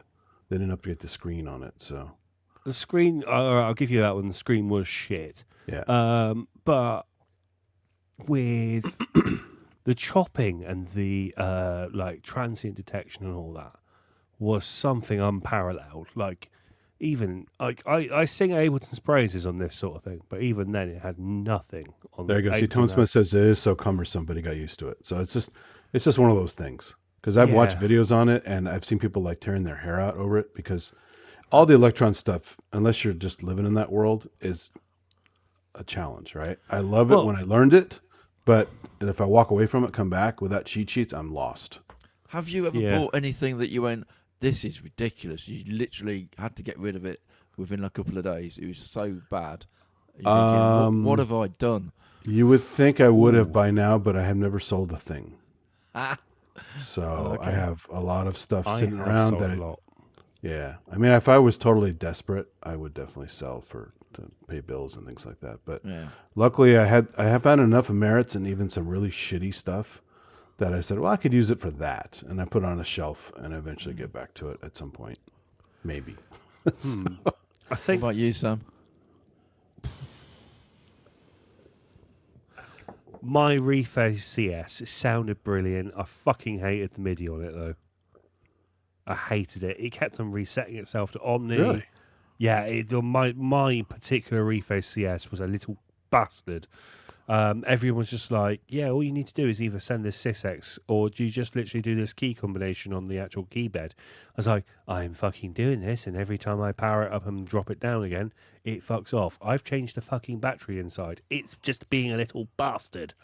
So I got really fucking annoyed with that, and I loved the sound of it. I mean, like, Viral Beats did a jam this week on the Freeface CS. did.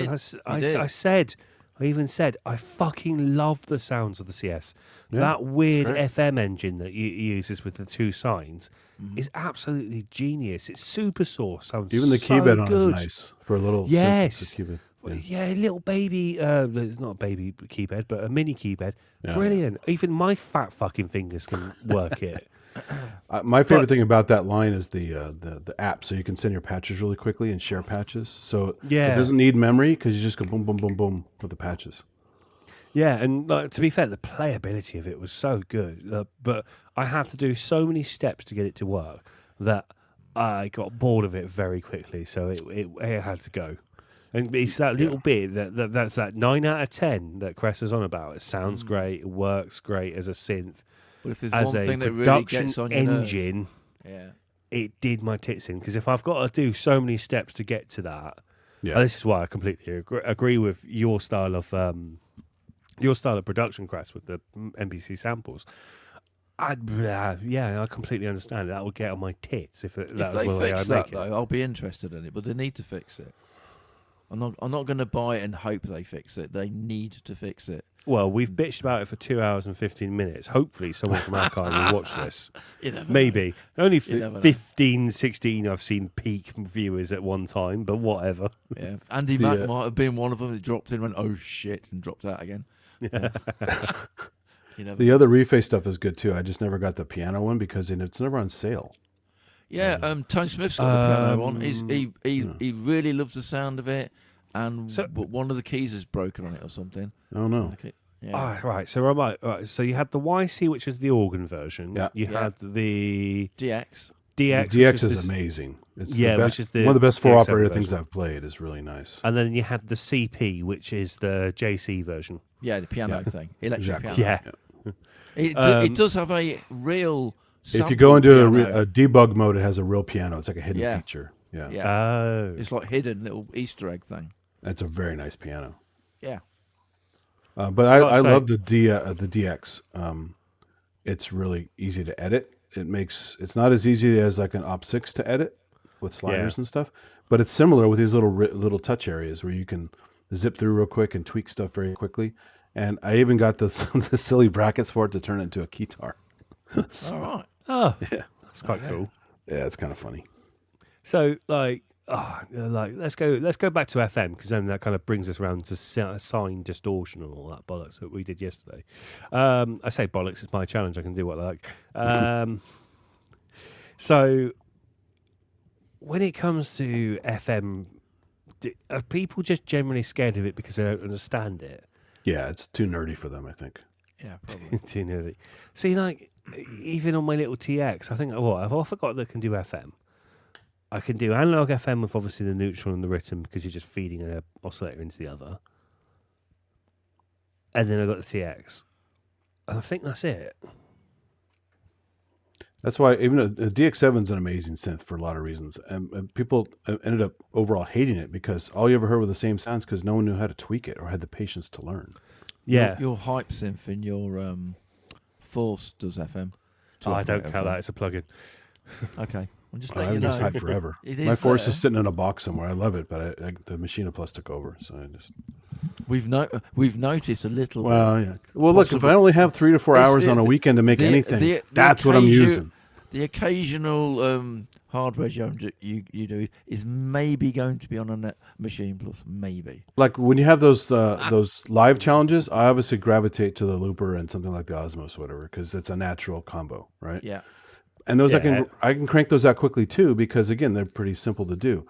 But if I have to do anything with any production, and I have to put a bunch of shit on a table, hook a bunch of wires together, Yeah. it takes too long to get everything Yeah. synced up and everything, and I just don't have the yeah. time lately. If you watch my old videos, my old hardware jams from like 2 years ago or a year ago, I was doing that shit all the time, but I had a lot more time back then. You were doing jams on the hood of a car with your Yeah, exactly. I was at MPSeagull. NAM. Like I got to do it somewhere, so I'll take Mulholland Drive as a cool view, and then you can see with like something. a cityscape in the background at night Yeah, time. people thought it was Yeah. nuts. So the commute traffic was going by me. I made them like 5 in the morning on Mulholland Drive. So Yeah, brilliant. They were really Yeah. good. They were really good. OPZ is amazing. That really is Yeah. a portable studio. Yeah. Yeah, that's a good shout for that as well. I mean, like you got a Seek track, haven't you? So, Chris. So Yeah. I have that It's got too. I have the cigarette one. The Yeah, I've orange got and that white one. Yeah. Yeah. and the Blick one. Yeah. But there's That's a bunch got of a stuff I got, great like the Seek update. track and the what the hell is it called? The block of wood. My brain is fried today. The block of wood? Soma? Block with, yeah, the Somatera. So I love the right. Terra, but I haven't Yes. had enough time to, other than a few demo videos I made of how the tech works, I haven't made any tracks with it because, again, I haven't any time to really sit down and learn it well enough to jam with it because it takes some time to figure it out. So I have all this stuff sitting around. When I have some time, I'm going to make some more things with those. Have you got the Seek track updated yet? I need to. I know it's very good from what I heard. It's so. of all the drum tracks can then become synth tracks. Yeah, because it was and so a single limiting. drum track can be 7 drums, as in being a drum kit. So That's it's awesome. It's a massive. Why they didn't do that to begin with, it doesn't make any sense. Well, you know. yeah, I know. Yeah. It's like they had it, yeah. but they didn't test it yet. They had to get it out the door. And so, we'll just add that later, right? Yeah. Yeah. Tanith, if you want a free DX7 DexZ, Yeah. everyone just get DexZ. I remember playing with what was it, FM6 for a while, and that was kind of how I got to grips with FM, if for a lack of a better way. And then, actually, to be fair, Ableton's operator, yes, it's Ableton, Chris. Yeah, I know, but What? Ableton's operator, which is 4 operators, you can get it sounding like a TX. Right, there you go. Pretty well. I mean, it can't do half of the waveforms. I think there's one where every 90 degrees of the phase of the waveform, the sine is inverted. So instead of it curving up, it curves under peaks. Now he sounds like a nerd. Hmm. Bloody hell. Yeah, I know, right? I've really studied. I still can't get it to fucking make anything I want Wow. But I am trying with my TX. I really am. At most, I've made a sine wave organ, and that's about it. That sounded nice. So we know two doctors. We've got Doctor Synth, and then we've got you, Doctor Struggle. Doctor Twatface. Well, Yeah, there's a lot of parameters on the TX81Z, so I can see why people don't want to menu dive in that thing. I mean, yeah. Well, I mean, like, And if you pull the rack out, a lot of the parameters are on the top, but who sees that if you're in a rack, right? oh yeah, Or is that the one that have the pull-out tray? Is that the Yeah. pull-out tray? It's at the bottom. So Yeah, if you That's pull it. it out, okay. it gives it. I'm Yeah, confusing with another thing that has that. it gives you all the operators, and it gives you does. all the parameters. That's right. Yeah, and to be fair, that purchase was, I really want to learn FM. I really want to get good at it. I just don't have a Dr. Synth brain. I only bought it because I wanted lately bass. Oh yeah, I did. Actually, to be fair, Yeah. let's think about this. C15. Yeah, lately bass. Yeah, I know it. And too well. FM8 has a perfect lately bass patch on it. Yeah, so. that was, I think, why I got it really. Yeah. yeah, And I it was- it would be, yeah. Well, it's just a cleaner for me as well because mine's quite noisy. Not Capacitors are as starting to noisy die. as what was the other thing from Yamaha that I used to have? It was like a half rack wide thing. And now I forgot the fucking name of it. FBO1. Oh, I had Yeah. that too. Yeah, the Noisy four fucking pile operator, of yeah. shit that was. The Yeah. TX7 is kind of noisy too. It's basically DX7 in a tiny box, and it's a little bit noisy, but it's cool. Yeah. So the 816 we know is 8 DX7s in one, Yeah. and The- TX the, is a the TX7 you couldn't program it. It was only, Yeah. playback only. You had to program it from an external Yeah. source. Exactly. Yeah, it's limited. so DX27 is the 81Z or the 100? No, yeah, the 100 is a 27. Yeah, but I love the 21 because you can stack voices. You can actually Ooh. put two together. DX21 you is can also... on the TX 81Z. You've got You can? four. Yeah, you've got 4 engines. Yeah, So but you can, the DX21 is It's two separate ones, stairs I think. capable. You can throw it down the stairs, it still works. Oh. If you take it outside, put a carpet outside in your driveway, and you I like throw the it up in the air 21. about 15 feet, when it lands, it still works. DX11. I is know the this A1Z. because my mate was trying to destroy it for his insurance. It Oh, wouldn't really? fucking break. It wouldn't Yeah, break. man. It just kept working. They're tough. Yeah. Yeah, very tough. He So- even got it in the end. So the end case, which is metal, I think, got so deformed it stopped the key from moving, so it got stuck down. And when the insurance people came round, they went, "Yeah, it's no good. Yeah, blah blah blah." They said, "What should I do?" I don't know. I just put it in the bin, whatever. So the insurance guy left, got his money. He just bent it back, and it worked again. Yeah. That's funny. Unbreakable. But speaking Yes. of all this FM stuff, the montage obviously has amazing FM in it. What kills me is the MoDX. None of the MoDX line, even the expensive ones, have any fucking aftertouch on them. And it's like the DX7. One of the beauty things of it is it had aftertouch because FM wants to have some cool modulations and stuff, and why not have it on the key bed as well? You know. Oh, I was just very quickly checking. Simon Greatbatch has gone to bed. Don't worry, you're safe.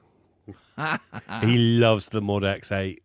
No, they're great, but no aftertouch on any of them, even the expensive ones. When it's Yeah, but if you're trying to make a differentiation in your marketplace, you can't have the montage with it and then the other one. why not? below That's it. a simple. You get Because it's thousands of pounds worth of difference. You got to go. the true, but difference is that's it's not. got People aren't aftertouch. going to change it just for the aftertouch. They are very different. Other than that, Yeah. and look at Arturia. You get a controller for like $120 and it has aftertouch on it. You tell me they couldn't add it to the goddamn keyboard? That's so silly. I mean, They are even the my biggest instrument DeepMind 6 manufacturer is in the world. They aftertouch. know what they're doing. Yeah, I just, even Making Behringer lots of included money it. is what they're doing. I just think Unlike it's- native instruments who are not making lots of if money. you spend over $1,000 for a keyboard that doesn't have aftertouch and it's not meant to be just a weighted controller, that is ridiculous. It's got Yamaha on it, though. It'll be all right. They're so silly. But yeah, so I'll probably end up breaking down eventually and getting a goddamn MoDX. See, if everyone has their little red lines, don't they? My little red line is keys and scales. Your red line is aftertouch. Gotta Well, have just aftertouch. because it adds. I mean, I'm no amazing player, but when you do play, you want the expression, right? And it's not just velocity. You've got aftertouch. I mean, look at the Osmos. Look at the Rolly. They have the most amazing aftertouch on them. It does respond to aftertouch, though, doesn't it? Oh As yeah, in no, you can definitely hook externally. something to it. But I mean, to buy a big hunk like that I'd rather buy a module. They never had a module. That would allow them to get more people to buy it and say, Yeah. screw it, I'm going to use my good controller to control it. But no, they refuse to make a goddamn module. I know Wagyu would want Wagyu one. says he uses his Mod X. Yeah, I was 6 about as a to module. say. Exactly, yeah. Yeah. Because he would buy the module too. He likes rack stuff like I do. He has the occasional rack here and there, yeah. Yeah, Yeah, I that's do a too. I have a whole wall of rack shit. I love it, but because I couldn't have space for keyboards for everything. The racks That's made the more point. sense. We don't get many rack mounts anymore. We do not. No, you don't. And Wish in the we case did. of stuff like the JD 900, JD 990, it was the rack later version of the JD 800, and Yeah. technically spec wise, it's better. But 800 has the cool playing surface, so it's best to get both. Yeah. But those Don Solaris videos, he's Mr. JD 990. He'll tell you up and down how much better the 990 is, and it is. So I don't care as long as it's got the wailing guitar patch. I'm happy. Is that one of the main presets? I forgot. It might be a card. My 800 still has the red glue issue. I got to fix it. So.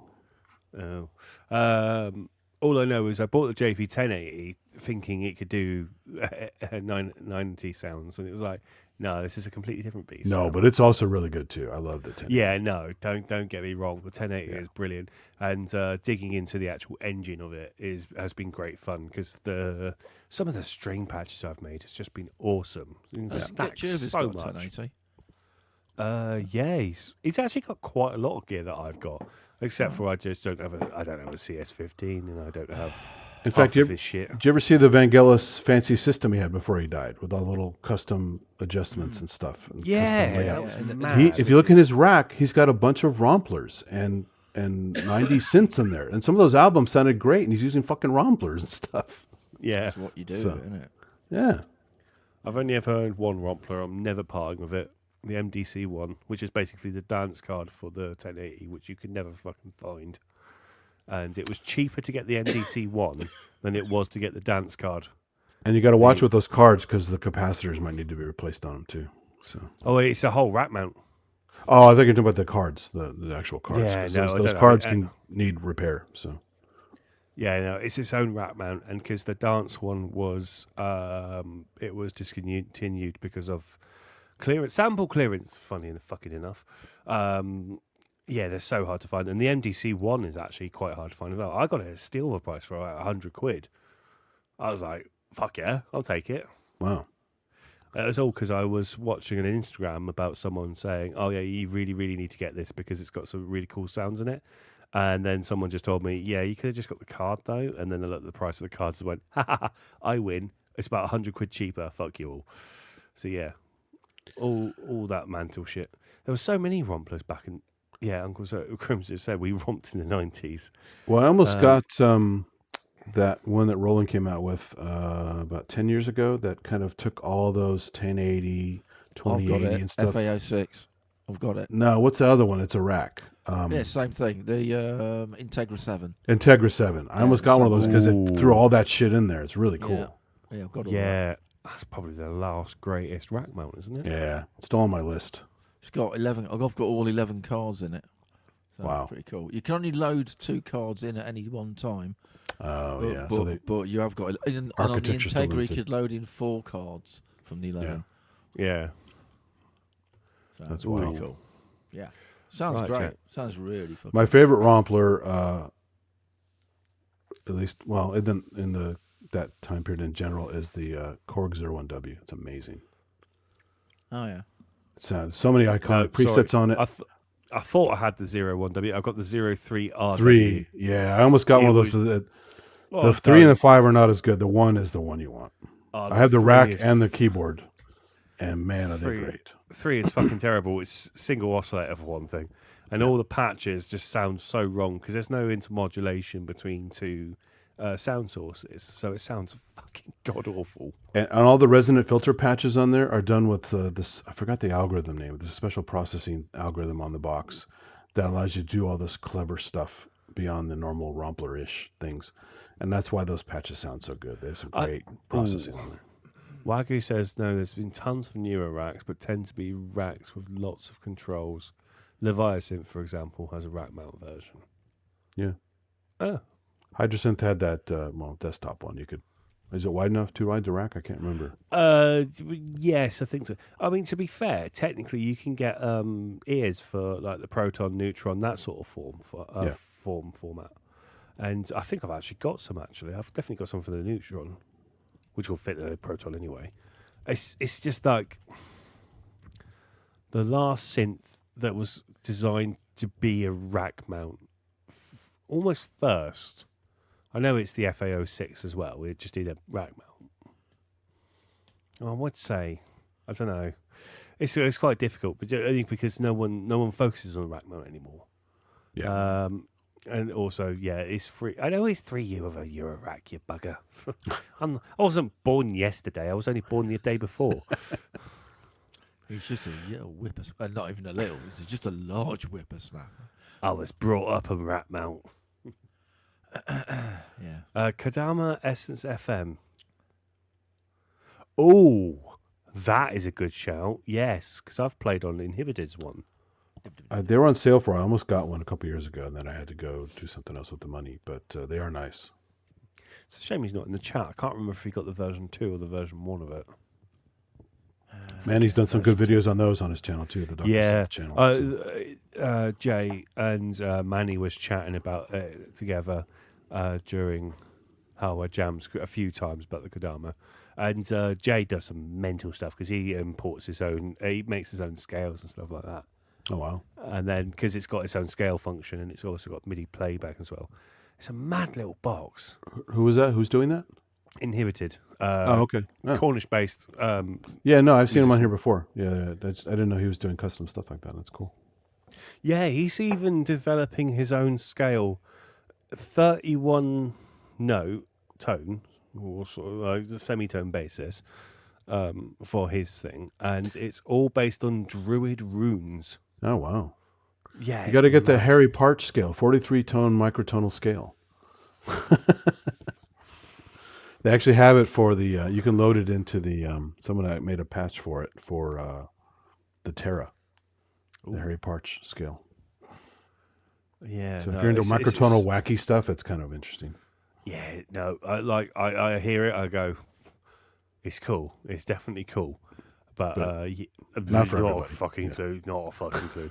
It's not for everybody. It sounds weird. I'm bad enough for 12 notes, not 37. No, but I mean, just it sounds odd, right? Because you're just not used to that stuff. Someone, I don't know if you ever saw Adam Neely's videos, but he's amazing. And he did a hilarious video comparing all this 432 nonsense with the 440.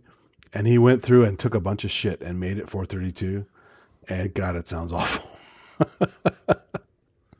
It's a really funny video. Because everyone's like, oh, it's magical, it's mystical, it's, all this kind of mumbo jumbo stuff. And it's just nonsense, right? It's the chakra people and all that kind of stuff. And it's really funny. Adam Neely's great because he's academic, but he's also very funny. I mean, like, Inhibited is such a clever dude.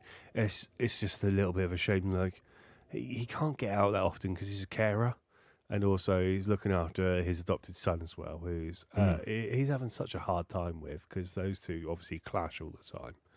And so his ability to jam has been limited quite a lot. Inhibitedly limited. But, like, I think tonight, technically, in the UK, he's going over to Falmouth Emom, which, awesome. He's getting out there at least. Awesome. Oh, there's one tonight? It won't be live. It's never live at Falmouth. Oh. Really? Why not? Which is just how they run it, really. Oh. It's Someone could tether their phone and do it. I mean, it's just real basic. It's one of those ones where, like, phones are banned. Yeah, so just for that, though, just for a stream. Like, one phone is allowed to run. Don't want it. They don't want it. They want people to come to it rather than to not come to it. Yeah, because Falmouth is literally on the bottom left bit of the UK. It's like they really need people to go, and it's in a really cool venue, the Cornish Bank.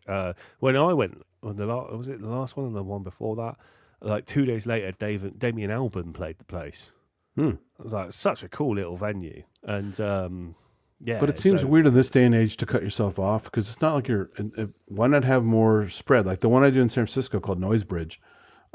They have a whole streaming setup and video synthesis stuff going on at the same time and Different stuff. mindset, innit? And it's really cool to have your thing recorded. So I have my performances on their channel. I can just pull them off anytime I want. And it also allows people around the world to watch it if they want to. You know. Yeah, there's a little bit of a movement in the UK though, like no phones allowed in gigs and stuff like that. I It's get it for happening more like and more. annoyances and stuff, but just to record, Yeah. one person runs the stream recording. You know. Yeah, it's kind of like even then that's a little bit too far because the idea is you have to be there, you have to experience it, Wow. and yeah, as much as it would be lovely to record everything. It's like a secret gig, isn't it? It's that type Yeah, of yeah, it's mentality. like that. You have to be there to enjoy it. I suppose. Well, I mean, it's not like it's a speakeasy or something. So it's kind of weird. I mean, this is Cornwall we're talking about. They are I a little guess, bit backwards. Well, they'll stay that way if they don't stream anything. Yeah. All the fingers are the right length, just in the wrong order. Yep, Wow. pretty much. Yeah, it's a bit like a real version of an early version of the AI thing, where you get the wrong things on the hands. So, yeah. It just seems very much like a Luddite position, right? Why not go with the times? I would be at home there, wouldn't I suppose? I'm a bit of a Luddite. Well, you use tech. You're not a Luddite. Yeah, but I've got some funny ideas in my head. But, you know. I mean, if you like recorded on an old VHS camera and then had What's somebody wrong with upload it for VHS you, cameras? then you'd be a like Luddite. So, Betamax, mate, all the way. Anyway. well, either way, yeah, same thing. Yeah. Never the popular stuff I digital, press. I've got a digital 8 camera somewhere. Remember that? Oh yeah, high 8 or Yeah, high 8, yeah. yeah. yeah. Sony jobbies. Those are cool Yeah, for a while. lots of folk in the UK, Witsec programming, you Falmouth perhaps.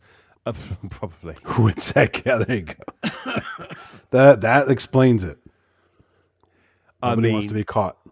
Well, you guys don't have ice problems over there, but here everyone's worried. Like the airports are now getting ice, patrolling the airports to help out TSA, and people are like, "Oh, I'm not going to the airport now," because a lot of people don't want to be deported. Well, but to tell you what would be the ideal, it's the ideal place to get deported, isn't it? As an Right? I airport. mean, that's why they're thinking that. Yeah, they say, "Oh, we're helping out TSA," but they're really there to catch more people. They don't give a shit. Yeah, we can see Spin through the them. We have our own Come on. Gestapo basically now. It's pretty crazy. Let's hit that big wheel, Sam. We've not had it for ages, have we? Yeah, no, we haven't actually, to be fair. And we're getting slightly political, so we probably should move on. Yeah. Right. Shift out of the way, you little catty fuck. Oi,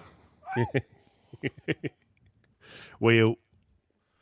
let's go. See if we can do it. It'll never be me. It'll never be me. It'll never be me. It'll never be me. How many in here total? Just shy of 3,000. Holy shit! KO Yeah. sessions. Two more stream views, I reckon, and we'll hit 3,000. Okay, Wow. Right. KO sessions, also known as Kid Orgy. do it. Yeah, Oh yeah. yeah, he's KO. still back Kid Orgy. I remember that. Yeah, right. I'm muted.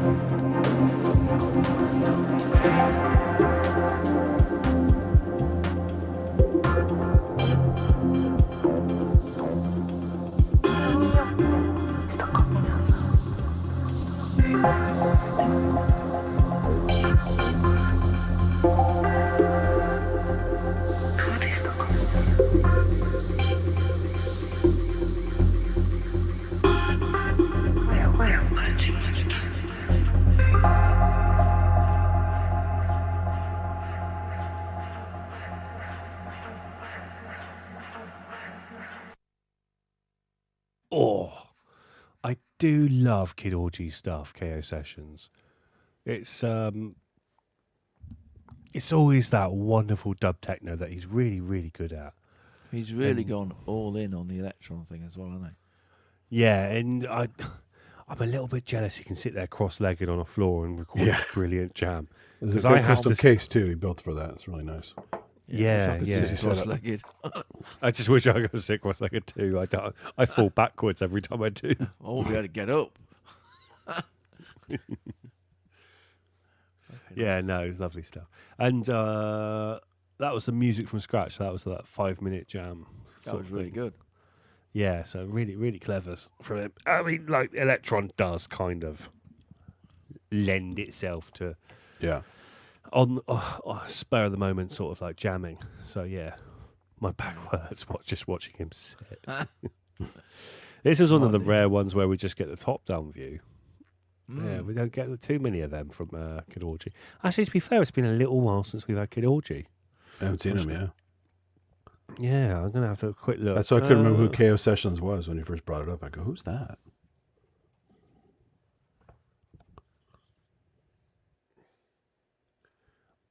Last time we saw Kid Orgy was Baseface. So Okay, a little that wasn't while. that long ago. Yeah. Yeah, no, not what's that? 1, 2, 3, 4, 5, 6, 7, 8, 9, 10 weeks ago. So he's still around, obviously. Wow, that long ago? Shit, time flies. That was not that long ago. Well, we've almost ended March, so that's a quarter of the year gone already. Yeah. Sorry. That as you get older, you know, Oh, yeah. Your perception 1 year time of gets your all screwed life up. is Yeah. So if you're 60, it's 1/60th of your life. I remember you're a kid, you're like, God, these summers are taking forever. Go I'm having go fun, ahead, but mate. it's kind Cheer of me up. boring. Carry on. Go on. You like? Jesus. Oh, sorry, mate. Yeah. I'm sure you are. I wonder what week we had the most jams. Oh. This might be a bit of homework for me another time. Yeah. Well, there were a We- couple we- that went over almost 5 hours, right? 4.5 hours. Well, this base face was 48 jams. Wow. And just as a little bit of a marker, this week was 36 jams. So that's kind of like hovering around our average. 27 last week. That that was was a short. collab one though, so you got to like double it really. 'Cause it's collab, innit? The 2/3 I worked out is a collab because quite a few of them either did it with their cuddly monkey or just did it with themselves. I'm gonna just close my eyes and pick one. Stereo. That was a pretty 42 picture round. Yeah, it's mid-30s to 40, isn't it? Is on average. Yeah, every now and then we get a short one. I think towards the end of the three body problem one, we was starting to drop off Yeah. because I remember one of the full first part ones I doesn't work. skipped was the where you guys gave a sample pack of some woman's group we had to use. Probably, I don't know, like over a year ago, I think. That's one of the first ones I skipped. I'm like, yeah, I'm not really feeling these samples. I just wasn't interested in it. I'm not sure if that one had a low turnout or not. Not Aunt Gracie's samples. No, before that, something. It's over. They say it's over or something like that. It was one of the lines in it. I don't remember what it was called though. Don't remember that. Must be You a got while ago. submitted some. Yeah, it was at least a year ago. They got submitted some samples from some band. They were chopped up by somebody. Oh, God, yeah. That's And a I just while like, ago. yeah, I wasn't really feeling that, so I Yeah. skipped that one. Yeah. So some of That those is- kind of things are probably low turnout, I would imagine. It was like a remix thing, wasn't it? You could remix it. Something like that. You Yeah. got some chunks of the song. Yeah. Remix and rearrange. That Yeah. was. Yeah. I can probably find out. Well, nobody else here would, so get on with it. Come on. All right, fuck off. I actually did this. No, that was just that was a January challenge. No, it's before that. Yeah, it was a while back. This is like before my time at Hardware. Oh, is Jams it? as well. Oh, okay. Wow. Oh, yeah. Yeah. It is quite a while ago then. It was a while ago. yeah. This is master sheet number 1. We're on number 3.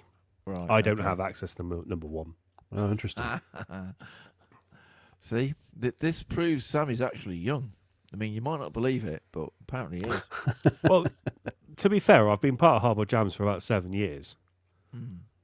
I just haven't done the stream through that long. And very quickly, when I started doing the stream through, they went, "Oh shit, your internet quality is pretty good. You can do a host." And I went, "Yeah, I guess." And look at my life now. I've now got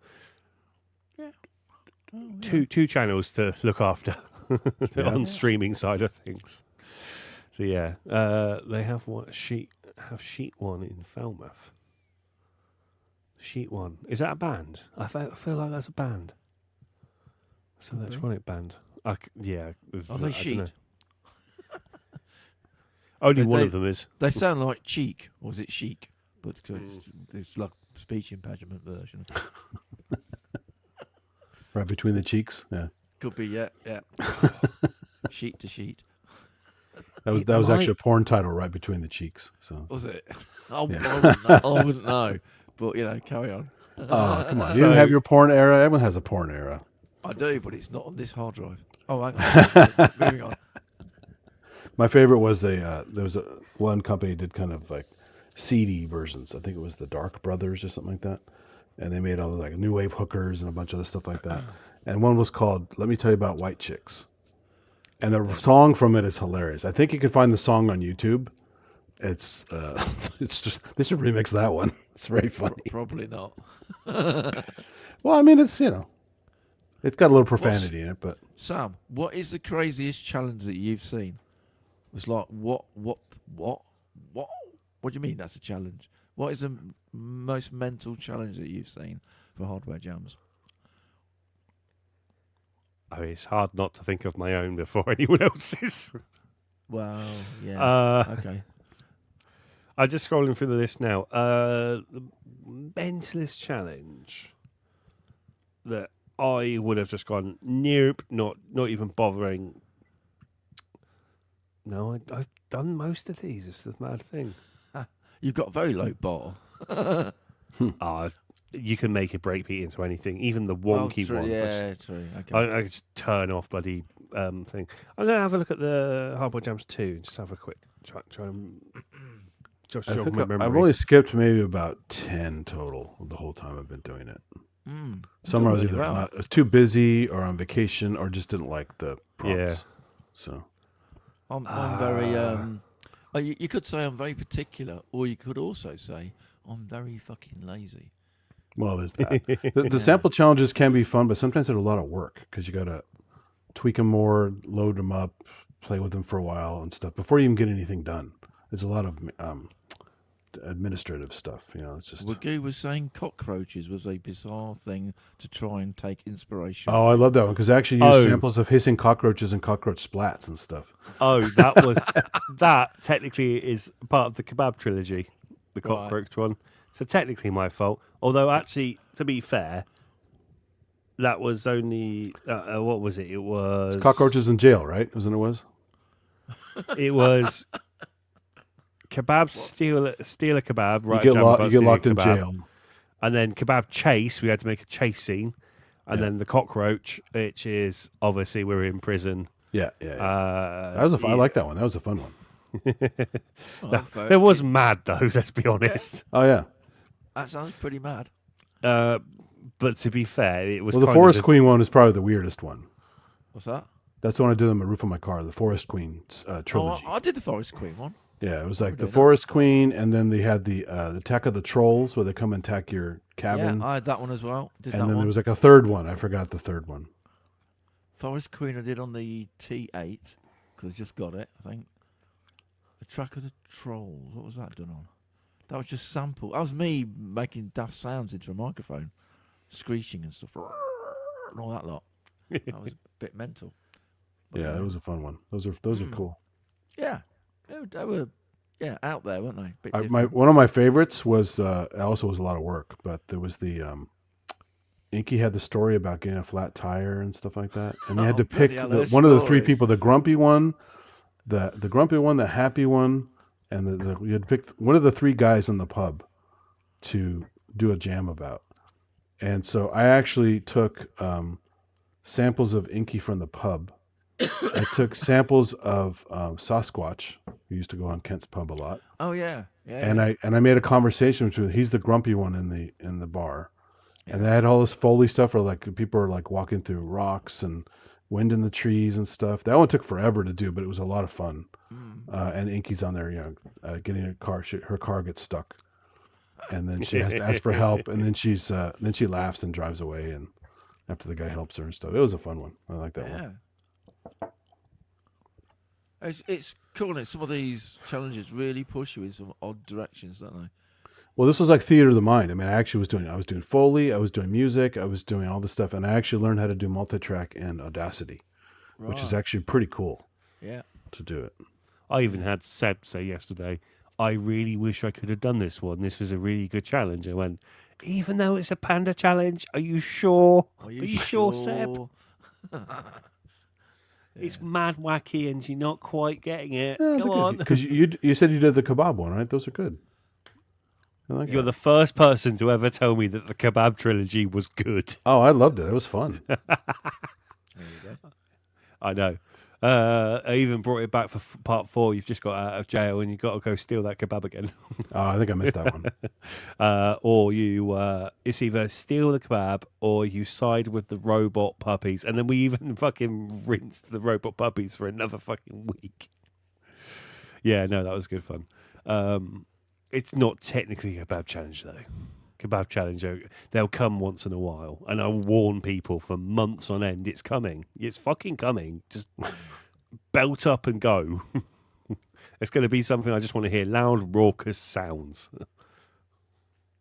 That's funny. In the dub of kebabs.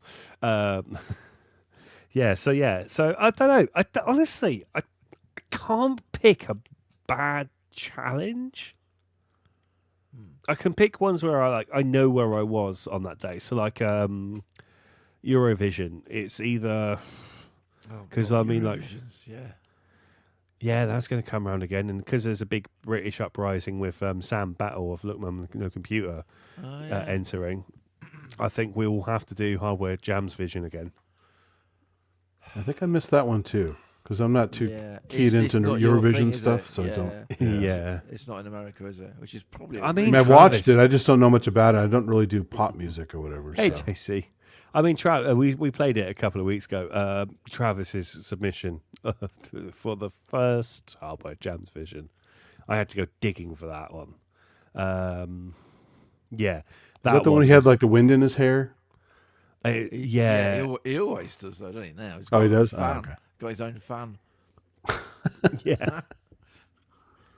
Brings his own fan. I don't know. JC's just turned up. JC, what's the maddest bastard challenge that you've seen? What's the least popular challenge? I can't really, in good faith, probably in 2 and 3.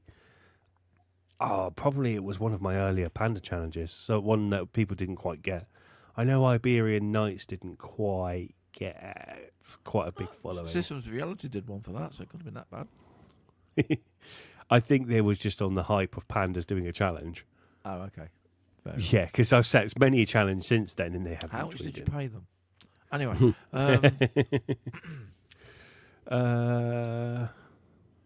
Iberian Nights. Yeah, I did announce it. Yeah, but JC's canonically proven that he doesn't listen to me, Wagyu, as I explained to him multiple points of how he could technically do sine waves. Like you could run your oscillator, so your filter and self-oscillate. That makes a sine. It does. But it doesn't always track well. No, I think you've got an octave up and an octave down. Most of the time, if you're lucky, yeah. To be fair, bearing is not bad. Their filter tracking is pretty sharp. Yeah, I can track across at least 2 octaves down. Although a lot of people received Model Ds that needed to be tweaked because out of the box they weren't usable. Yeah, there's that part. They save all that money on QA and pass it on to you. So. Yeah. Oh shit! It's almost 2 a.m. as well. Yeah. Some of the technical ones. I think we'll spin the wheel a couple of times and we'll push on. Yeah, but the technical ones sometimes get lesser people because it is technical. Sample technical ones as well. So reverse samples, I think, got a low turnout, even though I had great fun winding everyone up with that. Well, yeah, because the custom samples are fun, but there's so much prep work just to get it ready to go, right? Before you can make any jams. And even on the thing where I can load it with an SD card, I still have to go into something and chop everything up and put it on a card and then load into the thing. And then, okay, now, I might have an idea before I even get it going, but all the mechanical stuff of chopping up samples, now I lost my idea potentially. Yeah, I know. Yeah, I think the 3-body problem one was the least popular just because it was so long. 4-parters don't typically work. And the 4-parters, when you announce it's going to be a 4-parter early on, I don't know. I think you'll lose interest very quickly. I don't remember that being in 4 parts. Yeah, 4 it parts? was. Yeah, it was 4 parts. Yeah. And no disrespect to Uncle Joe the Bear. To be fair, his challenge descriptions were spot on, and it really worked. I mean, I think I got 2 out of the 4 done. At least I got one. at least out of one the done. I don't remember the 4 parts. Yeah, definitely 4. I see 1 from Synth Addict. I see 2 from Synth Addict. I see 3 from Synth Addict. Oh, so maybe I did. Says brain. You did all 4. You get all old 4. and you forget all your shit. So Yeah, I can't. I'm not going to go Google which ones they were though. But it was quite good. I think that was my era where I worked out. Did they all start with the name 3-body problem, or they have different names? I don't know because I've kind of edited the Hardboiled Jam right, so that it okay. made sense. I'll have to go back and look and see. Is it? Yeah, no. I like the one we did on. It was something with Alien some kind series of galaxy thing or some kind of time-based astronomy. Oh, I took it as an astronomy one, but I was doing different. I was taking actual orbital periods for heavenly bodies and making those the different tempos. So it's polyrhythmic and stuff. I love stuff like that. That's fun.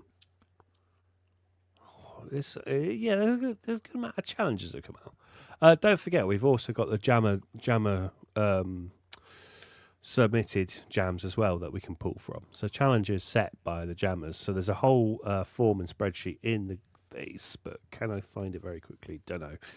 I'll find it anyway. Whilst I'm chatting. So yeah, you can submit your own jam challenges, and we will. I think between me and Steve Rutherford, we're pushing others to go find them. I mean, don't forget, we do like having fun finding these. Sure. Oh yeah. crap. Oh yeah. So the That's been Alien tidied series. up. I like that one. Take the Alien shopping. I remember that one. I like that one. I guess that was. Here we go. I'll stick it in the chat now. La la la la la. Yeah, a favourite one to comment on of a bad challenge was the bus. So there's the form. If you want to submit your own challenges, feel free to. They all go into a wonderful spreadsheet. And the last one we did was no need for drum roll, Chris. Don't worry. Ba-dum-dum-dum. Hey, where's his dress? He didn't put his dress back in there. Oh yeah, shit. I'm in the shower at the minute. Yeah. Hang on. Oh, back. There you go. There you go. That was a bit, wasn't it? The bus Just was doing the torture. hair. Be all right. Last one was Break Yourself, which wasn't breakbeats. I really need to put the bloody. Oh, I remember channel. that one. Yeah, we had to have a broken a couple of weeks right? ago. Yeah. Well, it wasn't breakbeat. It was. Yeah, break up your jams or have interruptions or something like that. Yeah, it was like an interruption in the middle, so Yeah, do yeah. something different in the middle, so it could be different remember that one. timings. Yeah. Yeah, there was. Yeah, that one was from. I want to say, Kane.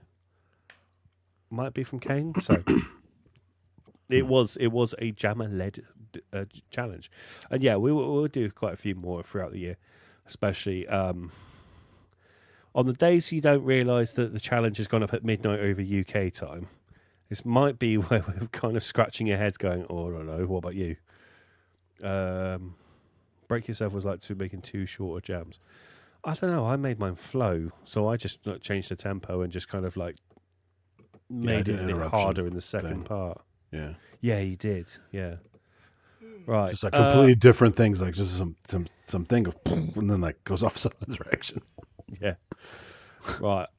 I have had a 12-hour Spin day the at work. wheel. I was about to say I've had a 12-hour day at work, and we've been streaming for 3 hours as well. So that's a 15-hour day at work. Woohoo. Wow. It's not work when it's work. I'm with you, lovely people. So I think I'm going to say it. I think I'm going to say thank you very much to Cresshead. Thank you very much to Andy Synth Addict. Thank you. It's good times. But we are going to call it tonight. And spin the wheel twice. Can do. I see it seems to be a bit of a thing now, isn't it? Yeah. Especially as we keep fucking chatting. So everyone comes here for the jams and we just chat shit. Oh, is that how it started? It was about the jams first and the chatting came second? Well, there was no massive plan, was there, Sam? Be honest. There's never a fucking plan. Never a fucking plan. The plan is there's no plan. That's the. I We'll wasted see what 10 happens. minutes trying to find a fucking HDMI cable at the start of this stream. So, There you go. Wow. yeah, so I could get the wheel working. Spinnerific. Let's see what we got. Yeah. Yeah, everyone comes for the wheel, to be fair, not for me. Yeah. Right. So, yeah, so once again, thank you for Crash. Thank you to Synthetic for joining in. The form's there. I'm going to hide that so I can play the URLs. But Thanks, everybody. yeah, have a good night. Thank you very Take care, much. everybody. Who's he going to be? Who could it possibly be? We don't know. We will find out momentarily. Tone Smith does make a very good point. It's called PandaChat, not Panda Wheelman. Yeah. Although Wheelman's good. He sounds like a bank heist guy. You're the driver, right? Yeah, the wheelman. Yeah. Well, Really good. yeah. It's a Another really good chase. time. You can know the kebab chase as you're the wheelman. Right. So Technologia. Oh, I wonder what's. Is it going to be MPC 1 or is it going to be pre MPC 1? Because he's had a real good spate on that eye recently, hasn't he? Anyway, right. Thank you very much. I'm going to mute and then I'm going to play. Bye. See you guys. Bye.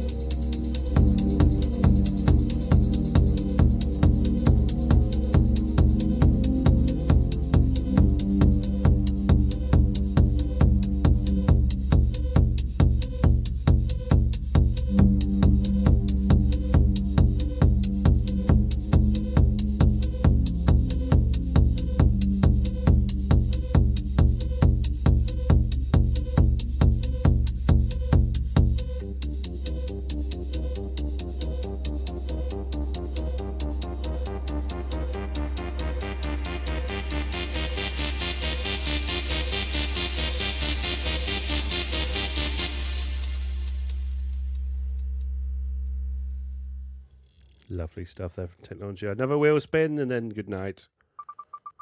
Have a great night, everyone, and have a great week until Thursday when we announce the jam winners.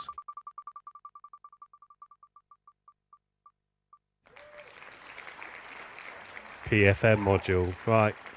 Take us to bed, Mr. Gary. Loving your work so far.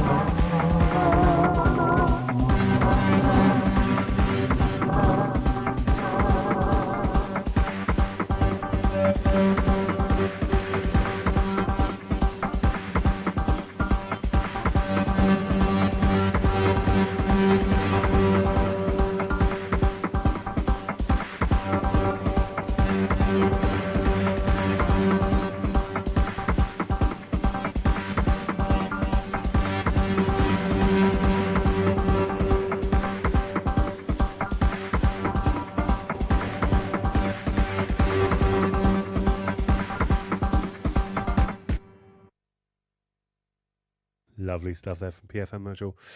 Once again, thank you very much to Cress. Thank you very much to the Synthetics for joining in. I've been PandaChat. Night.